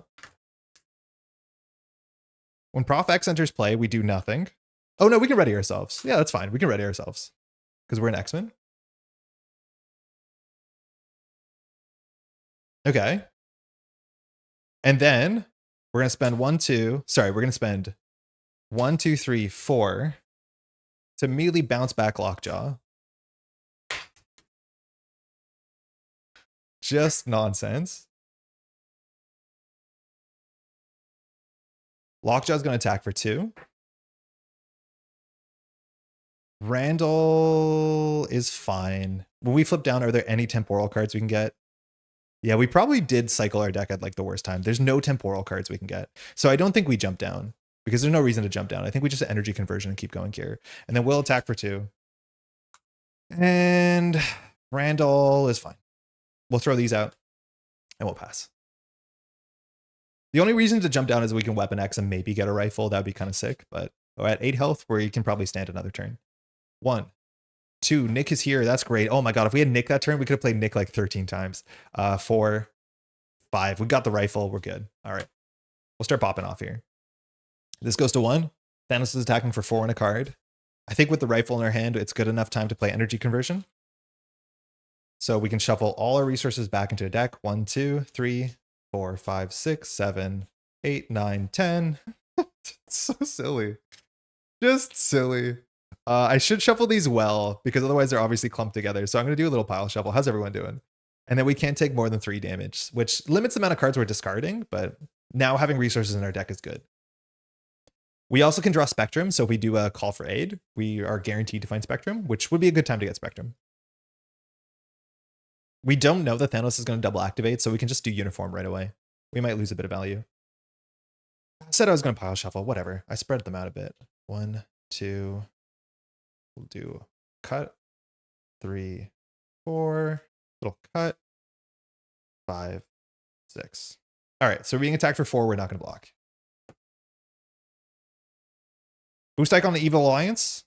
We put 1 here, so we're close to getting our Nemesis. Once that's on 3, like we can maybe use our uniform a bit more intelligently because we can see that our quick strike minion will activate. So this is 4 damage. We can't take 4 damage. We can only take 3 damage, so we will. Then we can draw with Frontline Specialist. The order doesn't matter. We draw that. Then we'll discard 3. 1, 2, 3. Okay, we lost Supercharge. That's the bummer. Those are really good. And then we'll uniform to heal for 1, 2, 3, 4, 5. So on a healthy 10. Then we have to do Time Stone. This can give us, in theory, more resources. So discard the top 4 cards of your deck. So yeah, 1, 2, 3, 4. So for each different type, right? Yeah, so we have resource and event. So this goes to 3. Not that bad. 1 encounter card. Perfect timing. Really good timing here. Dark Design says place 1 counter and pursued by the past. And then as soon as it hits 4, it clears. So we grab our Nemesis, which means we don't actually have to do the text. But our Nemesis does have Quick Strike. So the order is Trevor shows up first, which matters because the ordering on Trevor actually does kind of matter. So Trevor's going to attack us for 3 Quick Strike. We're just gonna take it. Yeah, we are just gonna take it. So take 3, which means we can discard 3. Digging deep, call for aid, we lost. Bummer. Stored energy. And then after Trevor Fitzroy attacks and defeats an ally, if Portal Through Time is in play, place through it. Otherwise, find and reveal it. Here's Portal Through Time. So it comes in with 4 threat. And it says when a temporal card is revealed, and mind you, this will add temporal cards into the encounter deck. It's gain surge, 4 threat acceleration, and then we add 3 temporal cards into the deck. I don't think there are any temporal cards. I'm not sure if there's any scenario that has temporal cards. Maybe Dark Beast does. But this is when they're revealed, and I don't think we can reveal our own cards, but I'd have to be careful to see whether we can reveal our own cards. I guess it doesn't make sense because you can't give hero card surge. And it's back to us. Okay, so we have some threat to do. But we got a lot of cards. So I'm going to start with stored energy into our rifle. And this rifle now is where our damage really jumps up. It's a bummer that we lost every copy of Supercharge, because that is a good way to use a handful of all resources. But we'll exhaust this. We'll choose Trevor Fitzroy and we'll just do 1, 2, 3, 4, 5, 6 damage. Cool. Okay. Now we're going to play Nick to see what happens. But if that's the case, we might as well just use Lockjaw first. So Lockjaw will thwart for 2. Lockjaw is in its own discard pile. Good boy. And then we'll do 1, 2. This gives Nick another thwart, effective leadership, and it will do a digging deep. We have no reason to do double effective leaderships. We'll play Nick, who for this turn has +1. When Nick enters play, we'll draw 3 cards. 1, 2, 3. Call for aid can guarantee that we get our friend. So I think we do call for aid. I'm not sure how many digging deeps are out of the game. 1, 2. We don't really need to get Spectrum. It's a nice hand to get Spectrum with. Yeah, it's a reasonable Spectrum hand. The other option is we just do damage, where we can send the game with Concussive Blast. It might be better just to Concussive Blast here, and then we can hold on to Call for Aid. Because Concussive Blast is 8 damage, and just doing damage to Thanos right now seems pretty good, because we're on a low threat board. So we can just kind of keep the pace. So we will thwart for 2, clearing this. No, that's not good. Randall will thwart for 2, clearing that. We will attack for 2. And then we'll do Shawarma into Concussive Blast, which is pretty good. We have that in our deck. So this does 6 damage to Thanos and readies herself because we spent a resource on it. We're at 7 health. That's a bit scary, but not too bad. Nick will now thwart for 3. With the rest of this hand, there's not much we can do. If we do Call for Aid, we have 1, 2, 3 resources. We might have up to 4, but that won't be enough to play Spectrum. So I think we just do White Fox for 1. And then we spend these 4 on Lockjaw, who has +1 for the round. And Lockjaw will attack for 3. We'll attack for 2 more. Bishop rips, just rips. And now with the rifle, we're in a really good spot of doing damage per turn. I think we still have a lot of resources in our deck. I really wish I had more trackers to be able to like slow down and always see how many resources are in our bin, but we'll get there. The spin down D6s are cool. I didn't know that was a thing. We get a lot of calls. We get a lot of questions on the channels about them. They're very good. These are from they're called burger tokens. They're more known for doing their old burger tokens. But recently they've been doing a couple things I use a lot. They make these like plastic boxes that fold flat and then you fold them in. I keep all my heroes in each of these plastic boxes because this holds exactly 22 sleeved cards, which is basically the hero plus Energy Genius Strength plus their Nemesis set. It's kind of perfect. And so I store like that. I also have some bigger boxes. I don't have any here that can hold board game stuff, but they started making these spin down die, and they specifically even said, if you're a content creator, we will give you free die with no strings attached. And it was such a good scheme because everyone's asking where these are from. These are specifically the spin down XLs, which are the ones they offer for streamers. They make ones that are smaller than this, I think about 2/3 the size to about a half the size. And they also make weighted versions of those if you're knocking your dice over. These are not that heavy. I have 2 colors of them. They've recently done more colors. I got some more color ones. They're in the mail. The problem is Canada Post is on strike, so I don't know whether we're going to be getting them sooner than later. But I only have these 2 colors. We're going to be updating these dice to make them bigger like this, but hopefully those will show up sometime soon. Anyways, burger tokens. Tell them the Metroball Grid sent you. Oh, no sponsorship there. Yo, Pat, how's it going? Hello. I think we're done here, right? Yeah. 1, 2, 3, 4, 5. So we drew Spectrum. We only have 1 resource in our hand. How many resources are left in the deck? 1, 2, 3, 4, 5, 6, 7, 8, 9, 10. It looks like there's 7 in the deck. So we should be able to tank a hit here. The size is helpful. I like those boxes too. The boxes are really nice. I've used the boxes before I used the dice, and then they started making the dice. Yeah, the dices are for streaming, it's like kind of incredible, or for video stuff. This goes to 1. Thanos is attacking for 4 and a card. This is where it gets scary. Attacking for 4 and a card when we're on 7 means we could die. If it's a 3 boost, we just die. So I think this turn we're actually going to block with Nick Fury. This is not the best hand, I'll be honest, but we might have to jump down into downtime because being at 7 health is exactly where you're scared. Because 4 plus a 3 boost, we're just cooked. And I think you actually can get a 4 boost because sometimes it adds the boost of the stone. And some of the stones I think have 4 boosts, but I might be making that up. So we'll block with Nick. 4, 5. We would have survived. Sinister Strike. Nick is defeated. We reveal the next card. It's the Soul Stone. Nope. Heal 3 damage from the villain and face down boost card. So ideally we kill Thanos before this fires so that the healing is wasted. And then our 1 encounter card is the Mad Titan. Put the top card of the Infinity Stone deck into play. So now there's 2 stones. They will all fire on the next activation. We have the Mind Stone, which is You Are Confused, which who cares? That's fine. Unfortunately, our hand only has 1 resource, so the rifle's kind of trash. This is actually like quite a bad hand. Yeah, it's not that bad, actually. We are going to jump down to recover. So I think we are going to attack for 2.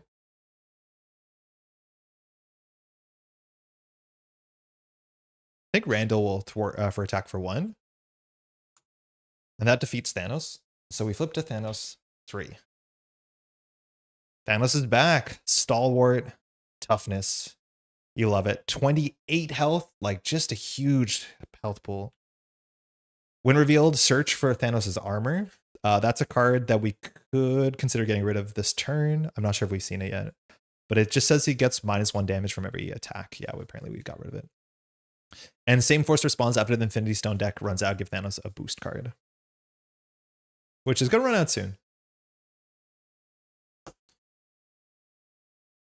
That was ugly.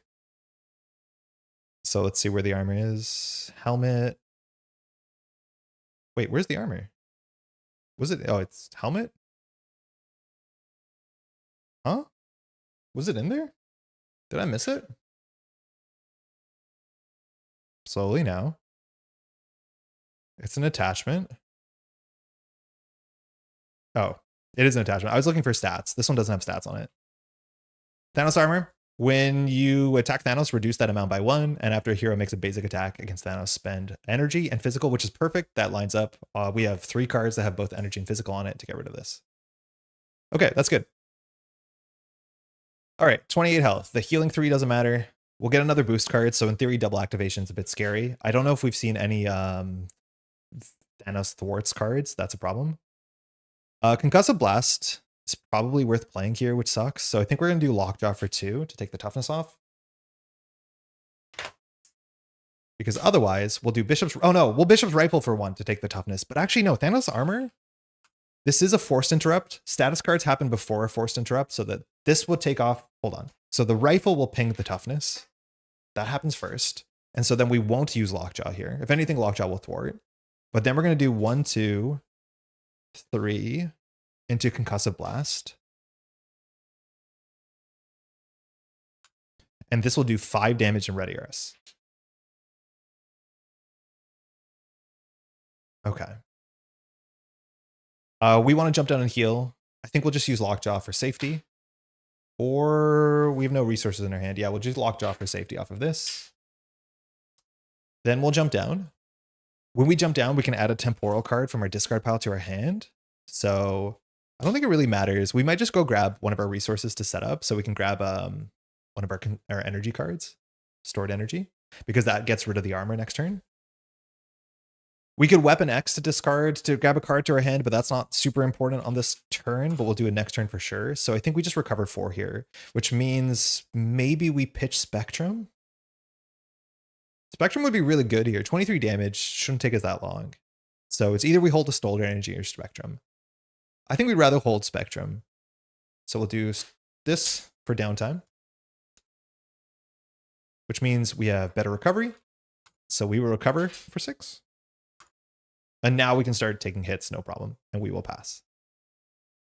Oh, we can use this. No, let's just dump our hand. And then we'll do stored energy for Randall, because we can heal Randall here.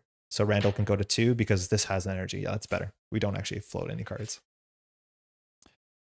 Draw 6. 1, 2, 3, 4, 5. Yeah, this is all resources. Machine Man is good. Gamora, we can't really play here. So maybe we get something nice with Weapon X. Let's go. 1. Thanos schemes for 3 and a card. 4, 5. This goes to 6. I'm actually scared. I'll be honest. Soulstone says heal 3 damage from the villain and a face down boost card. That's scary. We really don't want him to activate. This one says you are confused. If you're already confused, discard a card at random. So hopefully we don't get snapped here. Temporal trickery. That's probably fine. When revealed, discard a card in your hand with the most printed resource icons. Place 1 threat on each scheme for each resource counted card. Oh, that sucks. So we'll discard energy. So this goes to 8. That's terrifying. That's every scheme too. And this is a boost card that's waiting. Okay, it is us. We have a lot of thwart work to do. I don't think we've seen any cards. Oh, we know we've seen 1 Dark Designs. Oh, we've seen both. Okay, so we wasn't actually that scary. So what else are we doing here? I think we start by just Weapon Xing. Wait, we only have 2 cards. Let's see if any of these are hero cards. Yeah, so if we Weapon X, we functionally take a damage. Oh, and a Digging Deep. So there's a 50% chance that we draw 2 cards. Sometimes we draw 1 card. This will empty our bin, which I don't want to do. So I think if that's the case, we're going to do 1, 2. Would we rather do Machine Man or a Dog Friend? This is ready.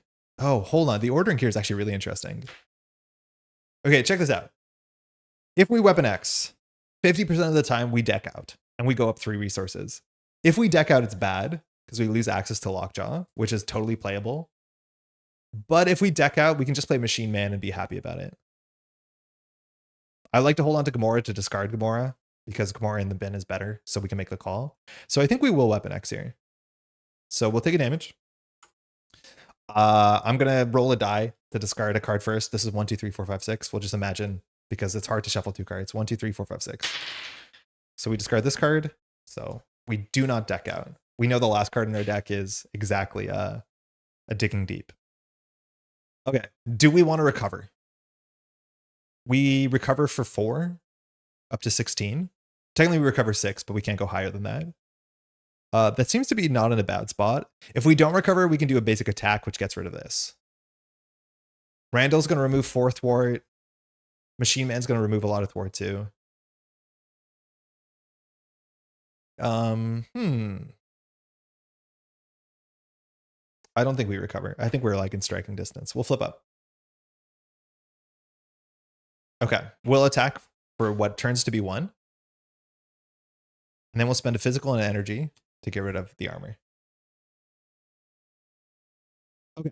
Oh, before we do that, oh no, it doesn't matter because Bishop's Rifle, the damage would be reduced. So now we'll do Bishop's Rifle. We have 1, 2, 3. So it does 3 damage.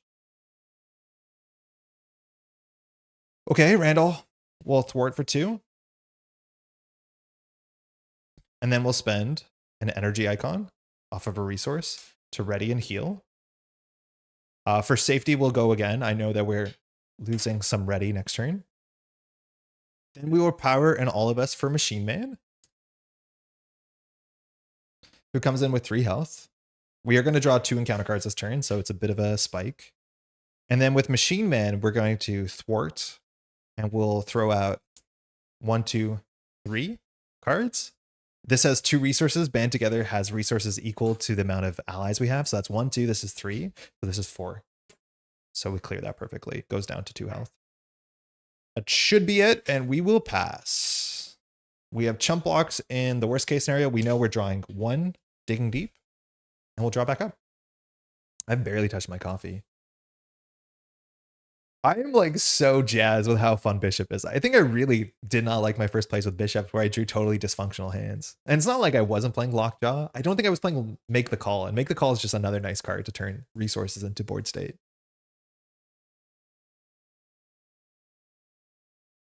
This would be a bad time to draw our defense card.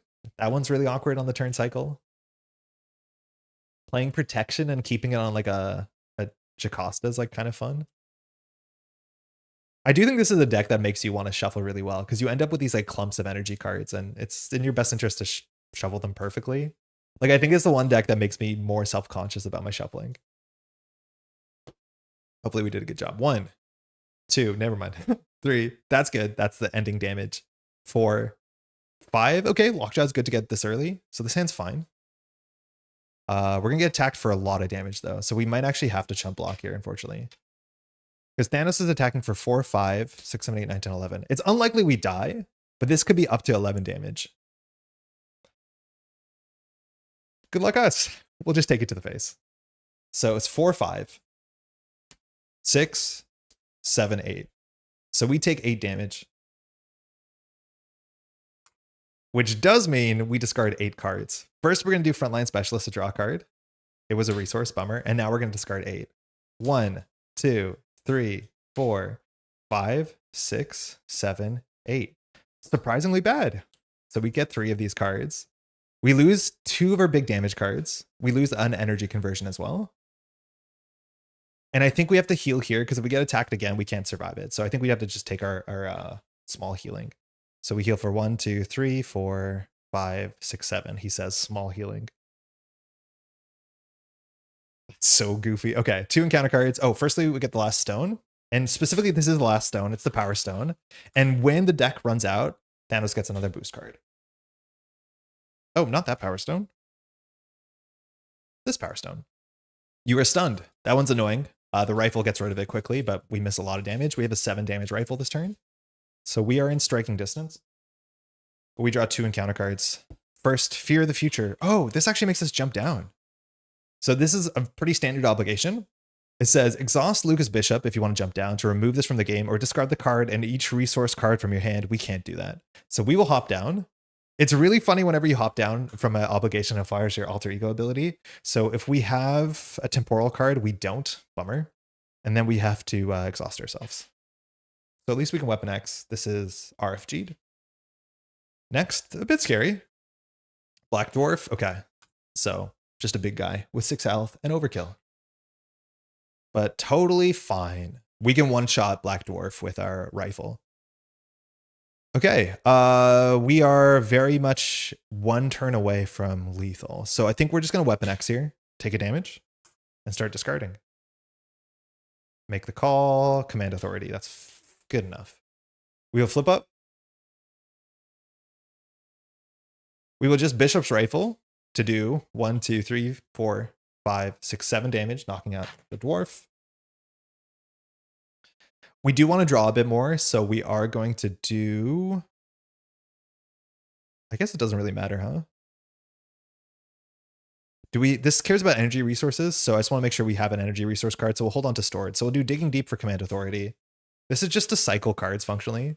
In fact, actually, no, we should do Digging Deep plus Lockjaw to get Lockjaw in the bin. Because Command Authority just needs at least 1 resource card. So we clear the 1 threat, but we draw a card, which might be more impactful. We'll keep Lockjaw in a separate discard pile. Draw Gamora, cannot play her. Okay. So we'll play a Supercharged. We can't fire this turn because we're exhausted. Oh, this is exhausted. I mean, I think we just send it. So Machine Man is 1 for 1. Supercharged is 1 for 2. Randall doesn't have to do anything. So we'll spend this resource. But we have to spend it, which is interesting. Because when you use Supercharge, it doesn't spend a discard. So we want to use this on Machine Man. So Machine Man, we're going to attack. So you can spend up to 3 resources. So we'll spend innovation. So he's attacking for 2, 3, 4. So we're attacking for 4. The question is whether we do supercharge or lockjaw. I think we do lockjaw. So we'll do 1, 2, 3, 4 with effective leadership. Lockjaw has +1 attack this turn. Lockjaw will take 2 consequential, attacking for 3. And then we'll pitch stored energy to supercharged. Supercharged says discard a card, place 1 counter for each resource icon. So it goes to 2 counters. So next time we attack, it's for 6. So we just have to survive this turn functionally. And Randall is fine. We'll pass. It might have been better to do the 1 healing on Lockjaw, but I don't think it's going to matter. Draw. Oh, wait, we were confused. Fudge. We were confused, so we couldn't do the draw a card thing. So just to retcon that, we'll get rid of the confuse. We will heal Randall instead. So Randall will clear that, and then we won't charge this. We did definitely ways we could have done it better, but we were confused, so we could not do that card draw. So technically we messed up the card draw, so I'm just going to throw out 2 resources and call it a day. Bummer. Okay. 1, 2, 3, 4, 5. Okay. It's a shame that Spectrum hasn't shown up. And like all the other games I played, Spectrum has shown up relatively quickly because you can make the call her on turn 1. I think I've actually got her down on turn 1 in every other game I've played. That's fine though. This goes to 1. Thanos is attacking for 5 and 2 cards, 6, 7, 8, 9, 10, 11. So this could defeat us. This easily could defeat us. So I think we're just going to be a bit scared. The problem is the more scared you are, the less cards you draw and the less powerful you are, like in general. But we do have enough damage in our hand, I think. So I'm not going to stress it. We'll block with Randall. 4, 5, 6, 7, 8, 9, 10. Yeah, that would have killed us. I'm glad we didn't do that. So Randall is knocked out. Power Stone fires, which says you are stunned. If you were already stunned, take 3 damage. Draw a card. Nowhere is safe, so we have to discard a thing. Nowhere. So place 1 pursuit counter, discard an upgrade or support. We'll discard Weapon X. Okay. Do we have enough damage here? We are stunned, which is really annoying, so we'll just quickly shoot the rifle to get rid of the stunned. Okay, so Lockjaw is 2 damage. Machine Man is 4 damage. Bishop is 2 damage. So 1, 2, 4, 5, 6, 7, 8. No. Concussive Blast is 8 damage. I think we probably have it. I don't know whether it's worth make the calling for Nick. If we make the call for Nick, it's our whole hand. And then we can just take Nick's 4 damage. This should be relatively easy. Wait, we haven't seen Nick yet. Okay, so that's not that. We could grab Gamora. When Gamora hits the table, Gamora attacks for 2. And then we can discard a bunch of cards until we get an event. Maybe we just play Malcolm. Malcolm, we have no resources in our hand, so we can't ready Malcolm, but Malcolm will attack for 3. This shouldn't be that hard. 1, 2. This is Malcolm for 3. That can't be it. Concussive Blast has to be the most damage. This is worth 2 damage here, so this is 4. Then this is 5, 6, 7, 8, 9. I don't know if we can do it. This seems like a pretty thinky puzzle, unfortunately. I think the Gamora line's the most fun. Because if we get Gamora, we can find more resources. 2 Digging Deeps are in the bin. 3 Digging Deeps are in the bin. So it can maybe find White Box. But yeah, all the Digging Deeps are in the bin. I think we just hold for another round. We can't play Spectrum. We're a resource short. We are only being attacked for 1, 4, 5. So next turn we can take the attack, no problem. So I think we just Concussive Blast. Nah. We'll do 1, 2, 3 for Malcolm. That can't be it. Yeah, maybe that's it. We'll do 3 for Malcolm. This doesn't feel good. If you're watching this after, there's probably a better line. I just need to sit and think about it quietly for like a minute. So that's Malcolm. Malcolm will attack for 2. Lockjaw will just attack for 2. Into the Lockjaw bin. Machine Man will stay. We'll attack for 2. And then we'll discard this to charge supercharged. So again, we just survive one more turn. I think we were always short damage there, but maybe if we had access to Nick, that's not the case. 1, 2, 3, 4, 5. Oh, we would have got White Fox off of it. Shit. Okay, that feels bad. But okay. Hand has 2 resources in it, so that's a good start. This goes to 2. Thanos attacks for 5 in a card. We'll just take it. 6. We take 6 damage.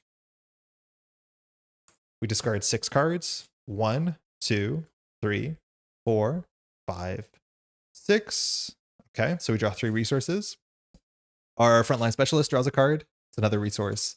And so now we'll use our uniform to heal for 1, 2, 3, 4, 5, 6. Back to 10. We get the next stone.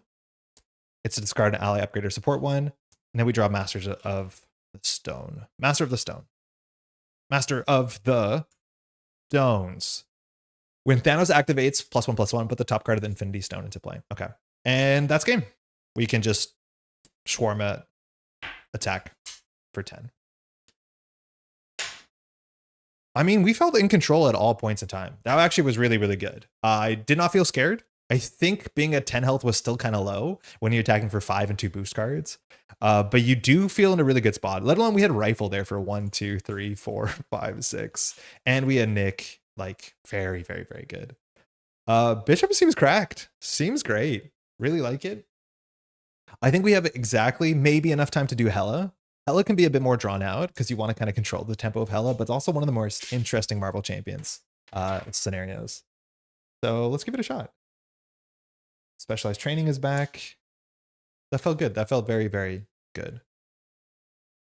All right. Let me clean this up to some definition of quickly.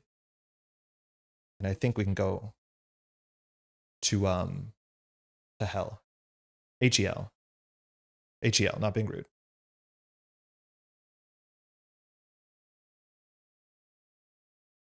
The microphone's really annoying today. I don't know if it's more than normal, but it's getting me. Okay, so let's clean this up. This is out. This is here. So we need this, that. We're not going to need any of the other cards outside of standard, so we can just sort them later. We're going to need a Nemesis. Security Breach, I don't think follows us anymore, but I'll double check.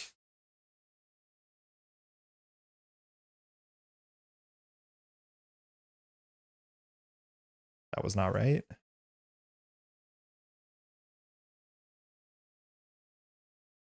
Couple cards left here.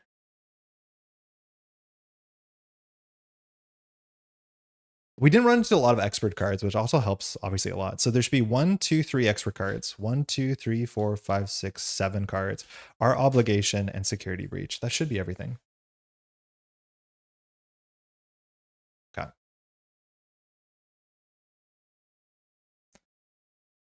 One, 2, 3, 4, 5.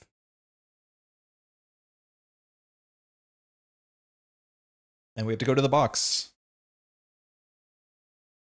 Yeah. So we're doing it on campaign mode, so we're going to have to add another card to our deck, or to the treachery deck. I think the card just says grab your nemesis, which is like worth keeping in mind. Hela is interesting. There's a lot going on.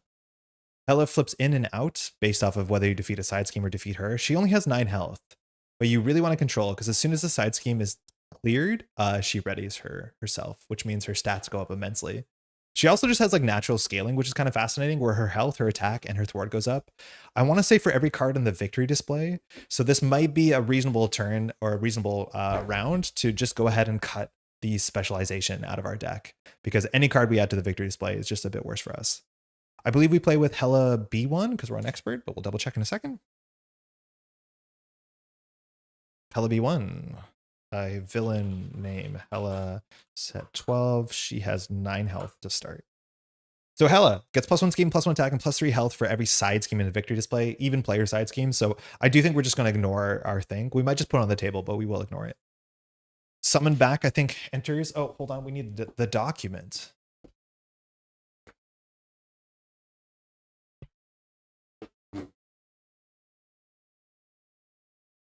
That's not closing right at all. That feels terrible. Yeah, that's better.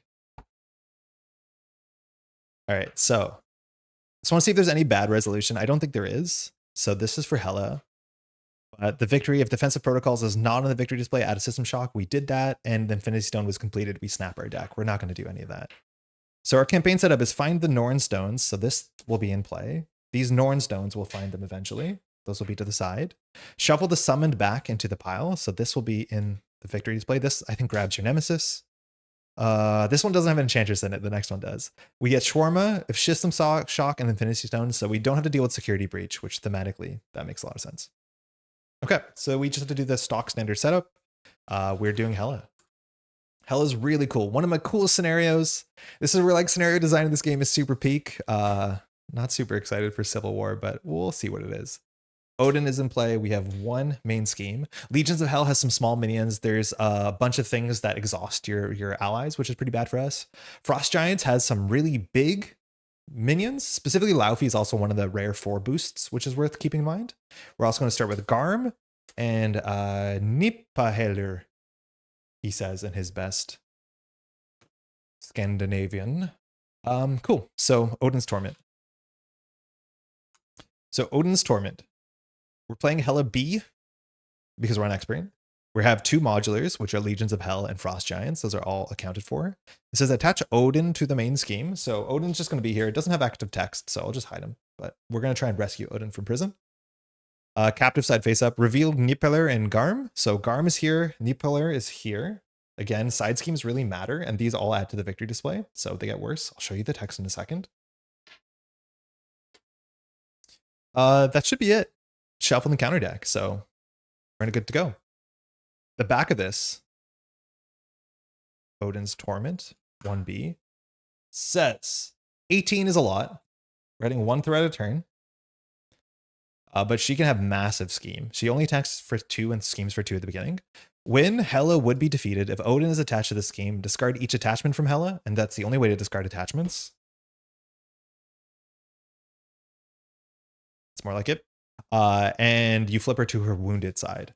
Her wounded side is the back side of this card, and she schemes for 1, she attacks for 1. She has infinite health, so you can't defeat her. How did I show this? Oh, I guess it's just B2. But after a side scheme is defeated, you flip Hela to her mystic side. So again, we want to defeat Hela by doing 9 damage to put her on this side where she just tickles us. Unfortunately, like only being attacked for 1 means we're less good at getting our cards into our hand. So it actually is a downside for being attacked. We don't mind big attack. So that's something we're going to keep in mind. When Hela attacks us for 4 and we heal for 3 every round, but we draw like 2 cards, that's a lot better than being attacked for 1, drawing nothing, healing for 1. So they're both fine. One of them just is a bit more card draw, a bit more throughput through your deck. But she starts on this side. Okay, we have Garm. All of these are somewhat similar. They have toughness, they have scaling health. Some of them start to have keywords. This one doesn't. It only has 4 health toughness, which is maybe a bit tricky to deal with on turn 1. Threat cannot be removed from Nippeler while Garm is in play. And we have Nippeler at the top. These also have scaling text on them. Having an acceleration on turn 1, it's not the worst thing. It's definitely no hazard. But when we clear this, Hela will like flip in and she'll get more health and her attack and scheme will go up because this goes to the victory display. It says when defeated, you go find the next pair of minion and side scheme. And then you kind of keep going as you progress through the layers of Hell, which is such a cool scenario. We also find the Norn Stones. This one doesn't get added to the victory display right away, I don't think. Because when defeated, each player puts a copy of the Norn Stones and then flip this card over. I forget what's on the back. It's probably not good. It's another side scheme. That one probably goes to the victory display. But the Norn Stones are really, really good. Gives us a bit of healing. It gives us a ready. It's just a very, very good card. And you definitely want to rescue these because they follow you into the final scenario, into Loki. Okay, we'll just shuffle our deck and we're off. How's everyone doing today? It is a good Sunday afternoon. I got some Netrunner prep to do after this. Really looking forward to it. So we're trying to finish this. We might play a bit faster, which maybe that's good content. Maybe it's not. But we want to be wrapped in about an hour and 15, which normally when I play off camera, a scenario usually takes somewhere between 20 to 40 minutes. On camera, when we're talking, we're pulling up all the cards. It takes about double that, which that's the price of live edit. We also get to hang out and have coffee. Okay, that's it. Welcome to Hela. Very cool scenario. Very interesting design. I think you can feel that we're a bit zoomed out now, but maybe that's actually nice. Let me know if you're watching at home and we're a bit too zoomed out. But for Thanos, seemed really important. We have a lot more real estate. All right. Our mulligan on the first game wasn't phenomenal. We can probably do better. Malcolm, that's damage. We want to knock out Garm, so that means we currently have 4 damage where we need 5 damage. At least if you want to consider toughness 1 damage. Genius is great. Energy conversion, we don't really keep that usually.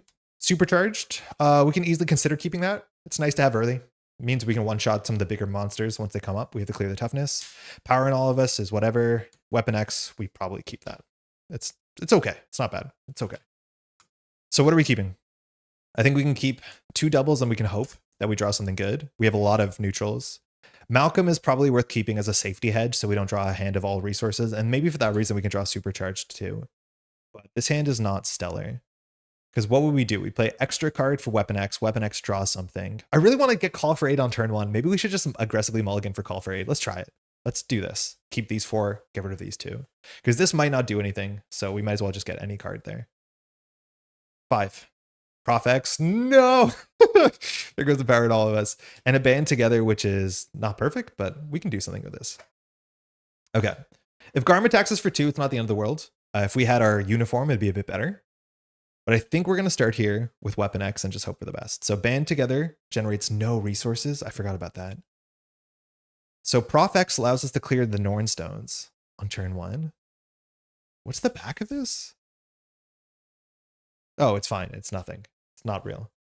So like Prof X is probably the play, but actually we probably need damage for Malcolm. There's a lot of big monsters in this deck, or this scenario, so having Malcolm is probably fine too. So if that's the case, we'll pitch Prof X.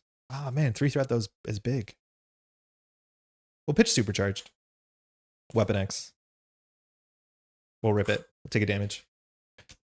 We want to find every single copy of Digging Deep. Never mind, we just got energy. That's fine. Okay, cool. Take that. Clarity of purpose. Okay, so we'll flip. So we can ready ourselves. That's probably the play. So we can do... Oh, this is ugly. We're not able to play both of these. Because the most this generates 5 resources. This is 6 resources. So if that's the case, Prof X is probably a bit better for us. We can hold on to Malcolm.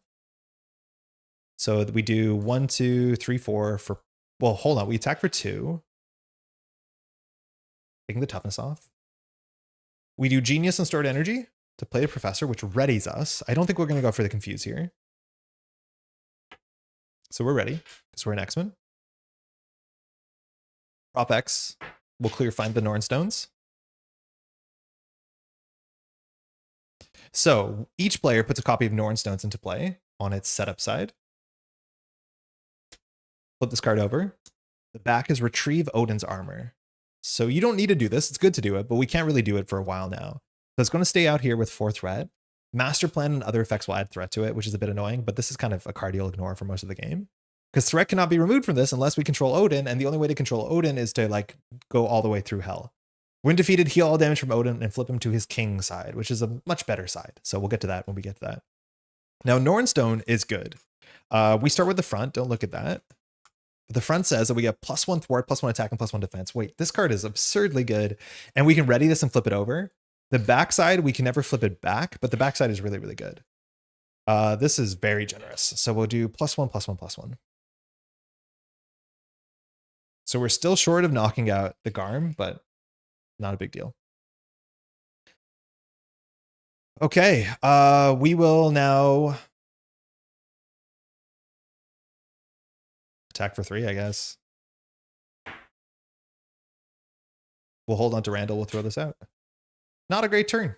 Feel like that was an ugly mulligan. And we'll pass. We'll draw up to 5. Malcolm, make the call. Okay, interesting. Digging Deep. We wanted to discard that. Call for Aid. Okay, so we can set up. We can do it. We can grab. If we don't draw her, we didn't. We can grab unless we discard her, but we can probably grab Spectrum here, which would be a good thing to show off. All right, acceleration. This goes to 3. Hela is attacking for 2 in a card, and then Garm is going to attack for 2. We can put that on Prof X. So we want to draw some cards, so we'll take 2 in a card. Boost on this is the Night Sword. Attaches to Hela, I'm pretty sure. So she's attacking us for 3 with Piercing. We don't have Toughness, so that text doesn't matter, but 3 damage we'll take. And then we discard 3 cards. 1, 2, 3. Perfect. We don't have any healing, so we won't heal, but we are 3 cards deeper through our deck. And then Garm will attack for 2, knocking out Prof. 1 encounter card. Unnatural Storm. This one's annoying if it hits you at the bad time. Heroes and allies cannot be ready by player card effects, and when reveal, exhaust each ally in play. 2 threat. So by player card effects doesn't mean the rules text. It just means anything that readies, which means Randall and Malcolm cannot ready themselves, and we can't ready ourselves with our concussive blast. That's mostly it. So not super impactful, but not the best thing. Okay, now this is where we have to decide whether we want to do Call for Aid, and I think we do. If we rip off the top one of our good cards, like our uniform or our rifle, we can just jump down and probably grab it using a temporal text. So I think we'll just Call for Aid here. It's a bummer that we drew 2 Digging Deeps, but we still have White Fox, which would be a perfect discard because it knocks out Garm. And of course, we can go get our Avenger. So discard until we find an Avenger. 1, 2, 3, 4, 5, 6, 7. Uniform's out, so that's a temporal card we want to chase. We got White Fox. Wait, we didn't. No, she's still in here. It's worth checking. Digging Deep's in her hand. That's sick. Feels like a Netrunner combo deck. Uh-oh, we've gone through the whole deck. I think Rifle's gone. Spectrum. Okay, so we add Spectrum to our hand. It's our only Avenger. So we got through most of the deck. The other card we want to check for is, now that we've decked out, is how many copies of the defense card that shuffles all our resources back, because that's obviously a better play. Here's one energy conversion. The other energy conversion is here, so none of them. But Spectrum's in her hand, and again, White Fox hits the table, so we functionally went up 2 resources and got a free ally, so kind of feels good. We'll just quickly use White Fox to delete Garm without thinking, add it to the victory display. That shouldn't matter. It's only the side schemes that matter. Okay, great. Let's play a big Spectrum. So Spectrum's great. New card from Falcon, right? So we want to spend 5 resources. So we'll give her +1/+1 effective leadership. So she's going to be higher thwart and higher attack. We'll do 1, 2, 3, 4. Yeah, 5. That's fine. And we're going to put 1 copy of effective leadership underneath her. That's what she does. And so now she has +2 thwart, +2 attack, and 5 health. She technically has +1 attack and thwart this turn as well, because we played effective leadership, which is now pinned underneath her. So she attacks for a bit more and thwarts for a bit more. I think we might just jump down this turn to be able to recover and to be able to grab our thing. If we get our thing here, we'll be up a card. We can get our thing here, and we don't have to Weapon X here. We're going to deck out, so we're going to be drawing 2 encounter cards immediately. I don't think we're too worried about it, but we're going to be drawing 2 encounter cards no matter what if we flip down or up. Yeah, so we will just do Spectrum, who thwarts for 4. Clear this. We will jump down. With the alter ego, we'll go grab a temporal card. So we're going to grab not a rifle, but our uniform. It's in our hand. Yeah, we could have done Command Authority first. Is that good? We draw a card. We don't want to clear Gniphaler, so we could have cleared this. I think we do that. So before we jump down, excuse me, we're going to do Stored Energy to Command Authority when we're still in hero mode. So we can clear the Unnatural Storm. And then because we spent a resource, we can draw a card. So we draw Supercharged, fine. When we hop down, we'll still grab the uniform, and then we'll pitch these 2 for the uniform. So we're in a good spot.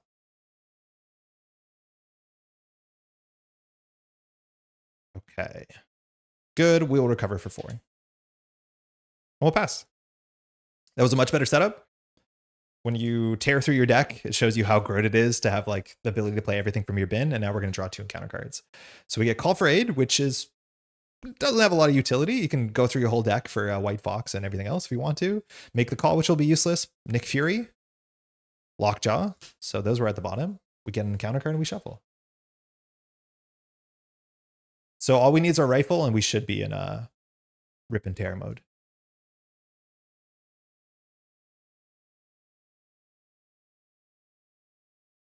So we need 2 more cards. We had a Weapon X that round. We didn't need it. We're going to use it this round.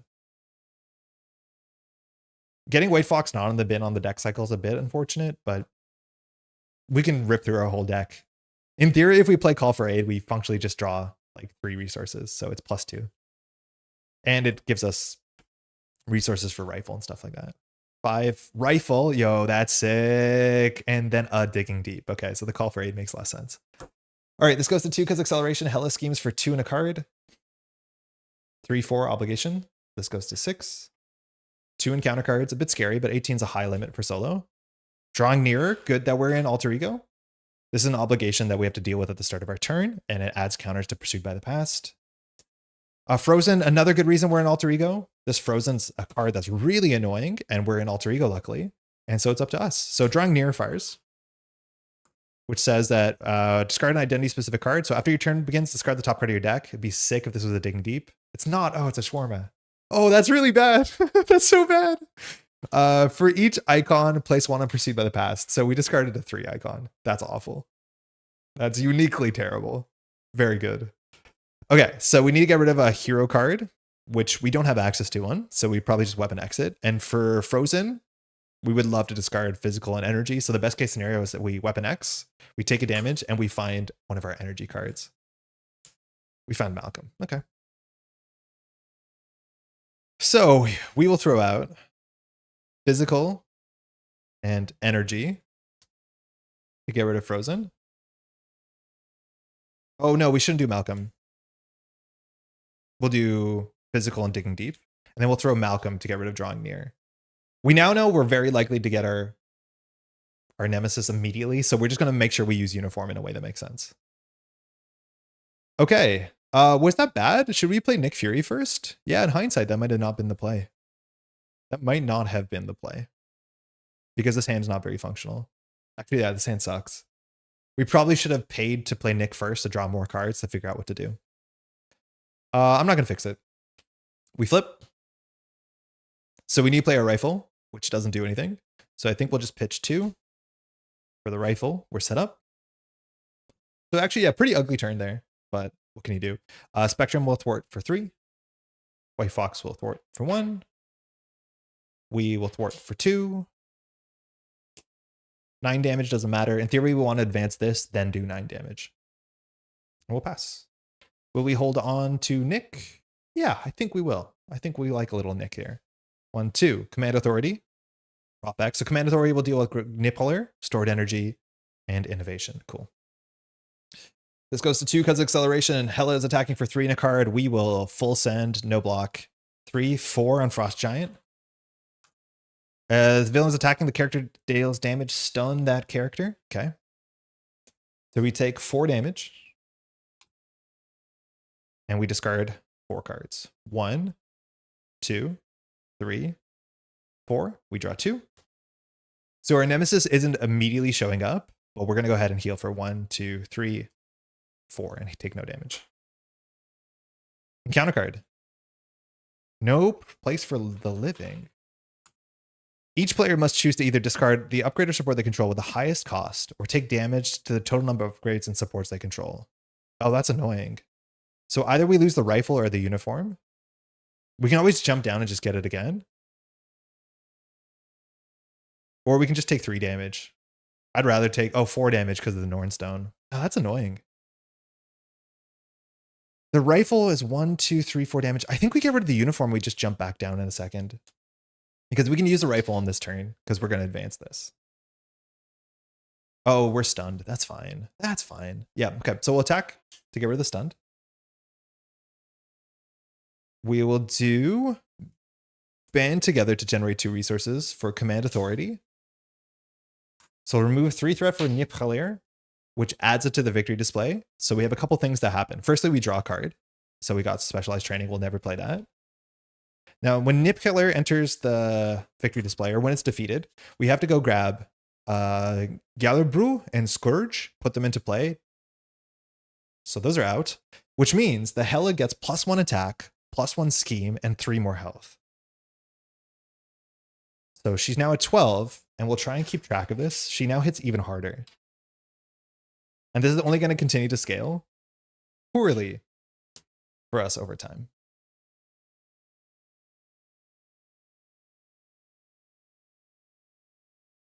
So we have Scourge,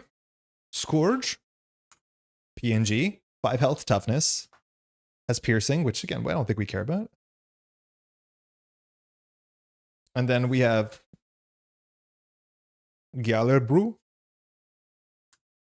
which has 4 threat and what are these things called? Amplify, and has the same sort of text, which the next stage will become the next stage.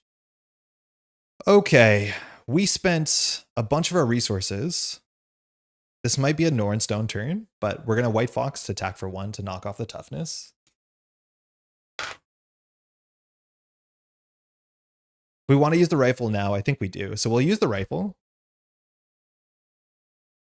And so we have 1, 2, 3 resources. So we'll do 3 damage to Scourge. Cool. Next, we will do... Is this a hop down turn? I don't think it is if we play Nick or Prof. It'll be next turn. But we really do need a hop down. And we might want to hop down because Pursued by the Past can grab our quick strike minion. Like being on 3 and hopping down is usually kind of nice. It also means Dark Designs won't fire, which is a good time to be on the downside. So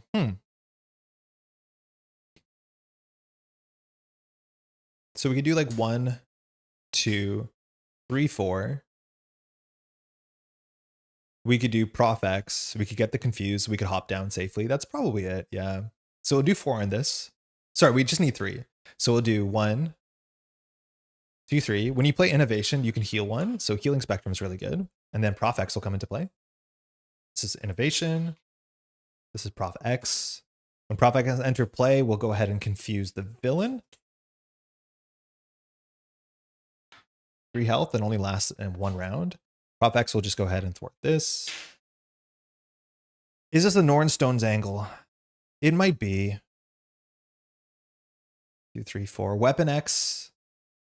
No, I think we just keep these cards to play our uniform again. So that's fine. We'll just do Spectrum for 3 damage, doing some overkill to Scourge. That's in the victory display. We'll flip down. We can grab a temporal card. We can Weapon X if we want to. I don't think we need to. So we'll grab our uniform and our alter ego abilities when we flip down. And then we'll just do 1, 2. Hold on to Nick Fury for next turn and we'll play our uniform. And we'll pass. We didn't flip up this round, did we? Did we start an alter ego that round? No, because we got attacked, I'm pretty sure. Okay. 1, 2, 3, 4. It's good to work on a supercharge because supercharge one-shots Hela a lot of times. 4, 5, 6. That's a good hand. This goes to 1. Hela is confused. We get 1 encounter card. Fallen Warrior. Oh, wait. This might be a problem. Discard cards from the top of your deck. Okay, so it makes one of our allies fight us. It'd be really bad if we lost Spectrum, and Spectrum is the worst case for Fallen Warrior, so we want to keep her on the table. So we discard from the top of the deck until you discard an ally. What happens if we discard White Fox? Yeah, what happens? I guess the when revealed happens first? I don't know. Oh, Gamora. That's kind of cool. So we didn't get any Digging Deeps. So that ally is now in play, engaged as basically a minion. And so her text is blank. But it's just Gamora. So 3 health, 2 attack, 1 scheme. And it's back to us. Nice. Okay. I think we can go ahead and Weapon X here. So we'll take 1. And we'll discard cards. I discarded too many, but call for 8 energy conversion. So we'll get the energy conversion. That's a good time to draw it because we can really load our deck up.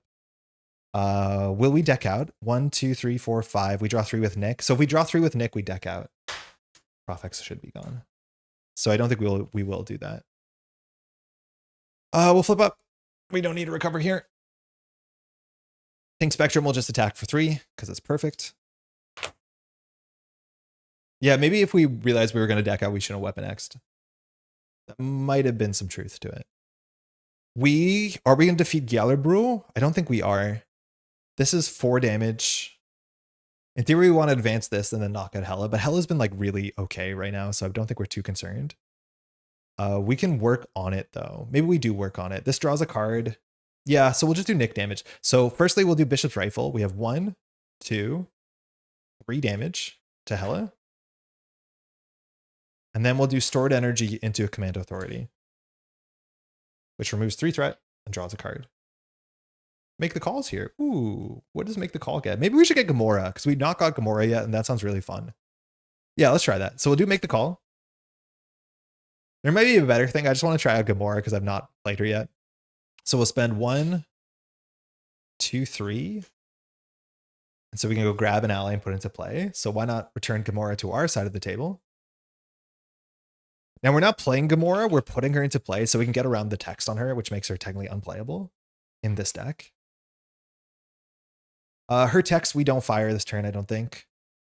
But we're going to play Supercharged. We're going to charge Supercharged by discarding a Digging Deep. So it gets 1 counter. These should make it pretty easy to rush through Helas or big minions. I think that's it then. Then we just hold. We will attack for 2.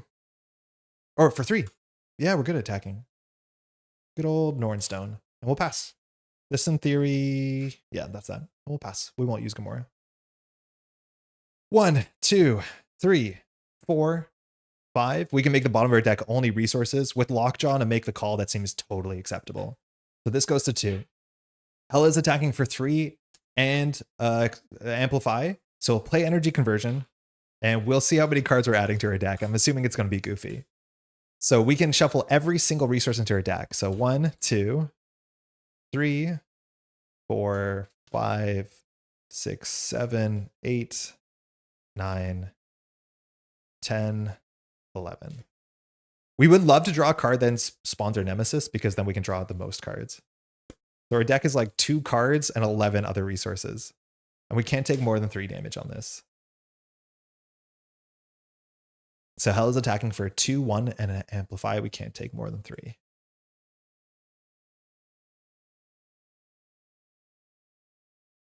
One, 2, 3. Star icon, the Wastes of Niflheim. This card gets boost icons equal to the number of side schemes the victor display. So it's 1, 2, 3, 4 in the victor display, 5 because of amplify. So we take 3 damage. We discard 3 cards. Surprise, surprise, surprise. So we could get attacked again, but I think healing for 1, 2, 3, 4, 5 is good enough. So we'll uniform.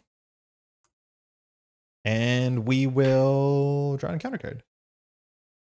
No, we are getting attacked again. Oh, that's annoying. So this is Dark Designs. So we did draw it. We could have maybe like greeted this, but it's probably not worth. So place 1 pursuit counter.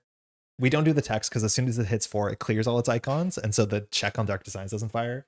We get our friend Trevor Fitzroy, who is some sort of time traveler, is going to quick strike us for 5, which, hey, that's more resources as much as it's not more healing. So what's Trevor up to? So quick strike for 3. We could block. We're just going to take it. We discard 3 cards. Oh, I did that to the villain. Hold on. Villain recover 3. We take 3. We're down to 9. Villains on 6. We discard power, shawarma, digging deep, sick. And then we shuffle these cards into the deck. But first we get portal through time. This has 4 threat on it. This says temporal. Cards have surge, acceleration. Trevor's text doesn't matter because the portal wasn't in play, let alone no one's defeated. So we can knock out Hela. I don't think we will. I think we're likely going to use our rifle on Trevor because it's like 7, 9 damage.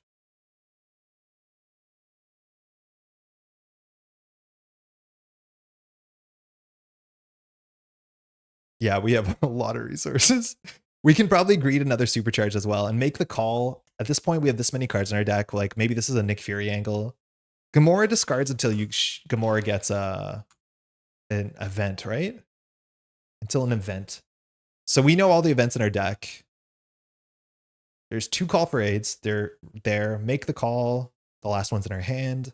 So then it's like 2 blasts, 2 command authorities, I think. I think all our energy conversions are counted for. So it's either a blast or a thing. I'll just check the deck and shuffle. It's easier. So just a concussive blast, which is actually kind of perfect. So Gamora here makes a lot of sense. Yeah, Gamora makes a fair bit of sense. The question is who's going to thwart 1 on Gyara Brew, because I think that's what we want to do. Okay, I'm gonna... I think we thwart 1. Yeah. So we will thwart 3 on Galabro. And we'll finish it. So the first player reveals Hall of Nastrond and Nidhogg, deal each other player in a counter card. So now Hela heals 3 more. And she gets +2 scheme, +2 attack. Instead of these, I'm going to just put a die there. And we just got to remember that die is plus attack plus sword. It also just counts how many are in the victory display, which actually matters on its own merit for a couple reasons. So that's that. The next cards we're going to grab, these are the end of our chain of things to defeat. So after we get through this, we can grab our friend Odin. We have the Nidhogg. Nidhogg has toughness, 6 health, and it has overkill, which is only a bit scarier. Attack for 4, though. It's pretty bad. Then we have Hall of Nostrand. Comes in with, we need to clear this immediately because who likes hazard icons? Comes in with 5 threat, excuse me. And the first player defeats this, detaches Odin. Deal each player 1 face down encounter card. These don't say each player face down. They say each other player, right? Yeah, each other player. Okay. Okay, that's us. We're probably going to Nornstone this turn to ready. But I think we might be able to even win the game on this turn if we do all our cards correctly. So I'm going to use, who's going to take off the Nidhogg toughness? Who's going to take off the Nidhogg toughness? Is there somebody we can make the call for that makes sense? Like it's probably Malcolm, right? Yeah, it's probably Malcolm. It's probably not Nick. So we're going to make the call. We need to make sure that we have enough resources in our hand because once we start spending our resources, we can do less damage with our rifle. 1, 2, 3, 4, 5, 6, 7, 8. So that's fine. So we'll spend 3 and we'll go grab Malcolm, put Malcolm into play.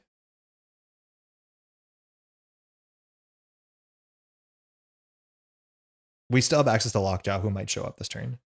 Because sometimes you want to just defeat Spectrum to get her back into the deck so the thing works. But Malcolm's in play. Malcolm will attack for 2, taking the toughness off. We will just Bishop's Rifle to do 1, 2, 3, 4, 5, 6, 7. Knocking off the Nidhogg. Okay. We want a Gamora to find our event. So Gamora will attack, I think. Do we have enough threat in our hand?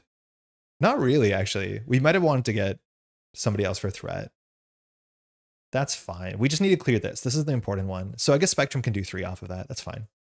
And then we can clean it up. All these resources, nothing to do. Yeah, we can do Lockjaw. So Gamora will attack for 2 into Hela. And then Gamora's text will fire. So we discard cards until we find an event. No. Nope. Nope. Nope. That's what we were looking for. The bottom of our deck was mostly resources, no surprise. 2 cards left, we're decking out. Okay, this is good. So now we can do 1, 2, 3. When we spend innovation, we can heal somebody 1, so we'll just heal Spectrum, and it will play Concussive Blast. That destroys Trevor and readies us. Yeah, this turn's incredible. We will thwart for 3 off Spectrum. We will thwart for 3 off of Hall of Nostrand. When defeated, the first player detaches Odin from the main scheme and takes control of Odin. We have Odin now. That means we can, in theory, defeat Hela. I'm pretty sure. We'll double check the text. But more importantly, we want to get Odin's armor back. Deal each player a face down encounter card. This is now in the victory display. So Hela is now attacking for 1, 2, 3, 4, 5, 6, and she recovers 3. So she is hitting pretty hard. Maybe this is a better use of the rifle. Okay, let's look at Odin really quickly. So this is Odin that we want. Odin has 2 thwart, 3 attack, takes double consequential. When Odin is not attached to the main scheme, the first player gains control of Odin. Odin cannot have cards attached, does not count against the ally limit, which is why we can do what we're doing. And now Odin's Torment has text. Because now the back of Odin's, the back of Odin's Torment says, when Hela would be defeated, if Odin's attached to the scheme, discard each attachment from Hela and flip to her wounded side. So in theory, we could win the game right here very easily, because we just dunk everything into supercharged, we ready ourselves, and we attack for like 20 damage functionally, like 16 damage, I think it is. But we want to clear retrieve Odin's armor first. So I think we'll do that instead and just set up the kill next turn. So we're going to use Norn Stones. So Nornstone says, hero action, ready your hero. Flip this card over. That's what this says. And then the back of this has the same text, +1, +1, +1. But now, as an alter ego, you can exhaust this to heal 1, which works pretty fine for us. Okay, so now we want to clear retrieve Odin's armor. We're going to do that by spending 4 to grab Lockjaw, discarding Gamora. We still might have it here. So Lockjaw's in play. Lockjaw with ward for 2 off of this. You can only clear this when Odin's in play. Yeah. Threat cannot be removed from this game unless... This will make Hela heal, but I think that's fine. Then Odin will finish this. So when defeated, heal all damage from Odin. So Odin goes to 6. And it says flip him to his king side. The thing is, I don't know if he unexhausts. My guess is he's still exhausted, but we now have King Odin. This goes through the victory display. So this is at 4. Hela heals 3. Now we have the good Odin. The good Odin just has better stats. Same text, but better stats. Attack for 3. Sorry, for 4. Thwarts for 3. Okay. Wait, do we still have lethal? Wait, we still win this turn. Oh my god, we still definitely win. So we just have to do 13 damage. 1, 2, 3, 4. It's close. So we'll pitch 2 strength to supercharged. We might be slightly off. So this goes to 3. So now when we attack, it's 1, 2, 3, 4, 5, 6, 7, 8, 9. 10, 11. Oh, it's perfect. We play a second supercharge. We discard Digging Deep. So this has another counter on it. Now we do a basic attack, which attacks for 1, 2, 3, plus 8. So that's 11, plus 2, that's 13. If I didn't mess that up, that was super clean. We had 2 damage from Malcolm. So in theory, this card, it was either worth 2 for Malcolm or 2 for the supercharged. But that is exactly perfect. We had perfect campaign payoff. We did Odin. We did the Norn Stones. We have King Odin. I'm like, I thought this was going to happen, but we never defeated Hela until it actually mattered. Because attacking for 1 is actually kind of worse for us. We don't draw through our deck. Man, Bishop rips. Bishop is so cool. That was like in 30 minutes. I think we played a bit faster there, but that's exactly what we're doing. Trying to just do forward momentum all the time. A lot of the other decks I played build out a bit more, but this is all the build out we have to do is these 2 cards. And then you're trying to flexibly like get your allies on the table in whatever order matters. I think there was turns that we could have played a bit more efficiently for sure, which is always fun if you watch the VOD to like shout out in the comments respectfully. Our last 2 cards were Digging Deep and Power and All of Us. So we could have had another resource in our hand if Gamora worked in the right way, if we got a bit lucky there. But otherwise, pretty good. Pretty damn good.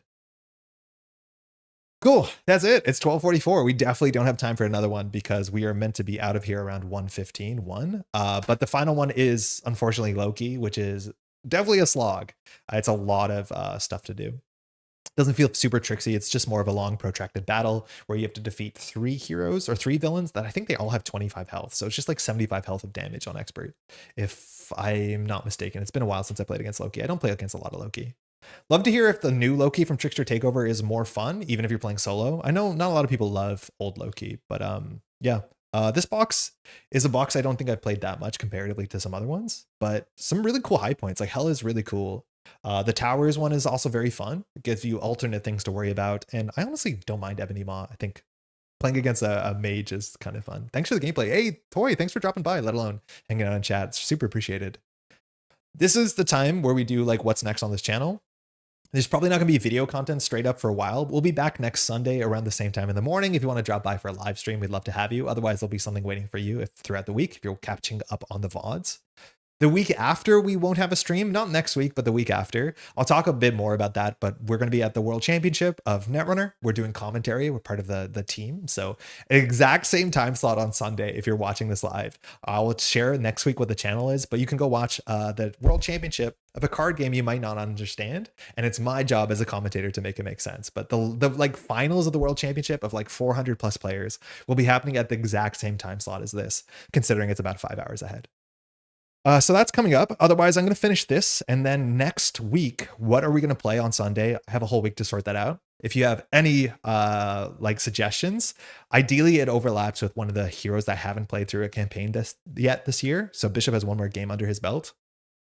I do want to say the last deck that we played, the Protection Cable against Venom. Oh my god, it was bad. Or not Venom, against Venom Goblin. It was awful. It was really, really, really, really, really hard. I had to put it down to standard, and even then, it like was brutal. I don't think that deck was particularly good, and you can tell the difference. But Cable is absurdly powerful, but like trying to ready yourself during the villain phase playing Protection just wasn't good. Our Protection cards were the worst cards in the deck for sure. Anyways, if there's a hero you want to see play, I think the best case scenario is next week on Sunday. We're back here playing Trickster Takeover if Canada receives it. Even better would be to have what's it called, the new set, Civil War. But I don't think we'll get it. I don't think anyone gets it by then. Yeah, that sounds a bit too soon. But even if Canada does, that would be kind of absurd. I know you can order it if you order it from this one store in the Netherlands. I think in the Netherlands, there was a store that's selling it, Verspogel. And I've bought some stuff from Verspogel before when I was collecting Lord of the Rings LCG, because they had stuff in stock many, many years after other people didn't. The store was really nice. Their customer service was fantastic. But shipping was, I looked at it, it was like, if you wanted to ship Civil War in, it was like 80 euros or something like that, which, yeah, I don't think that'd make sense.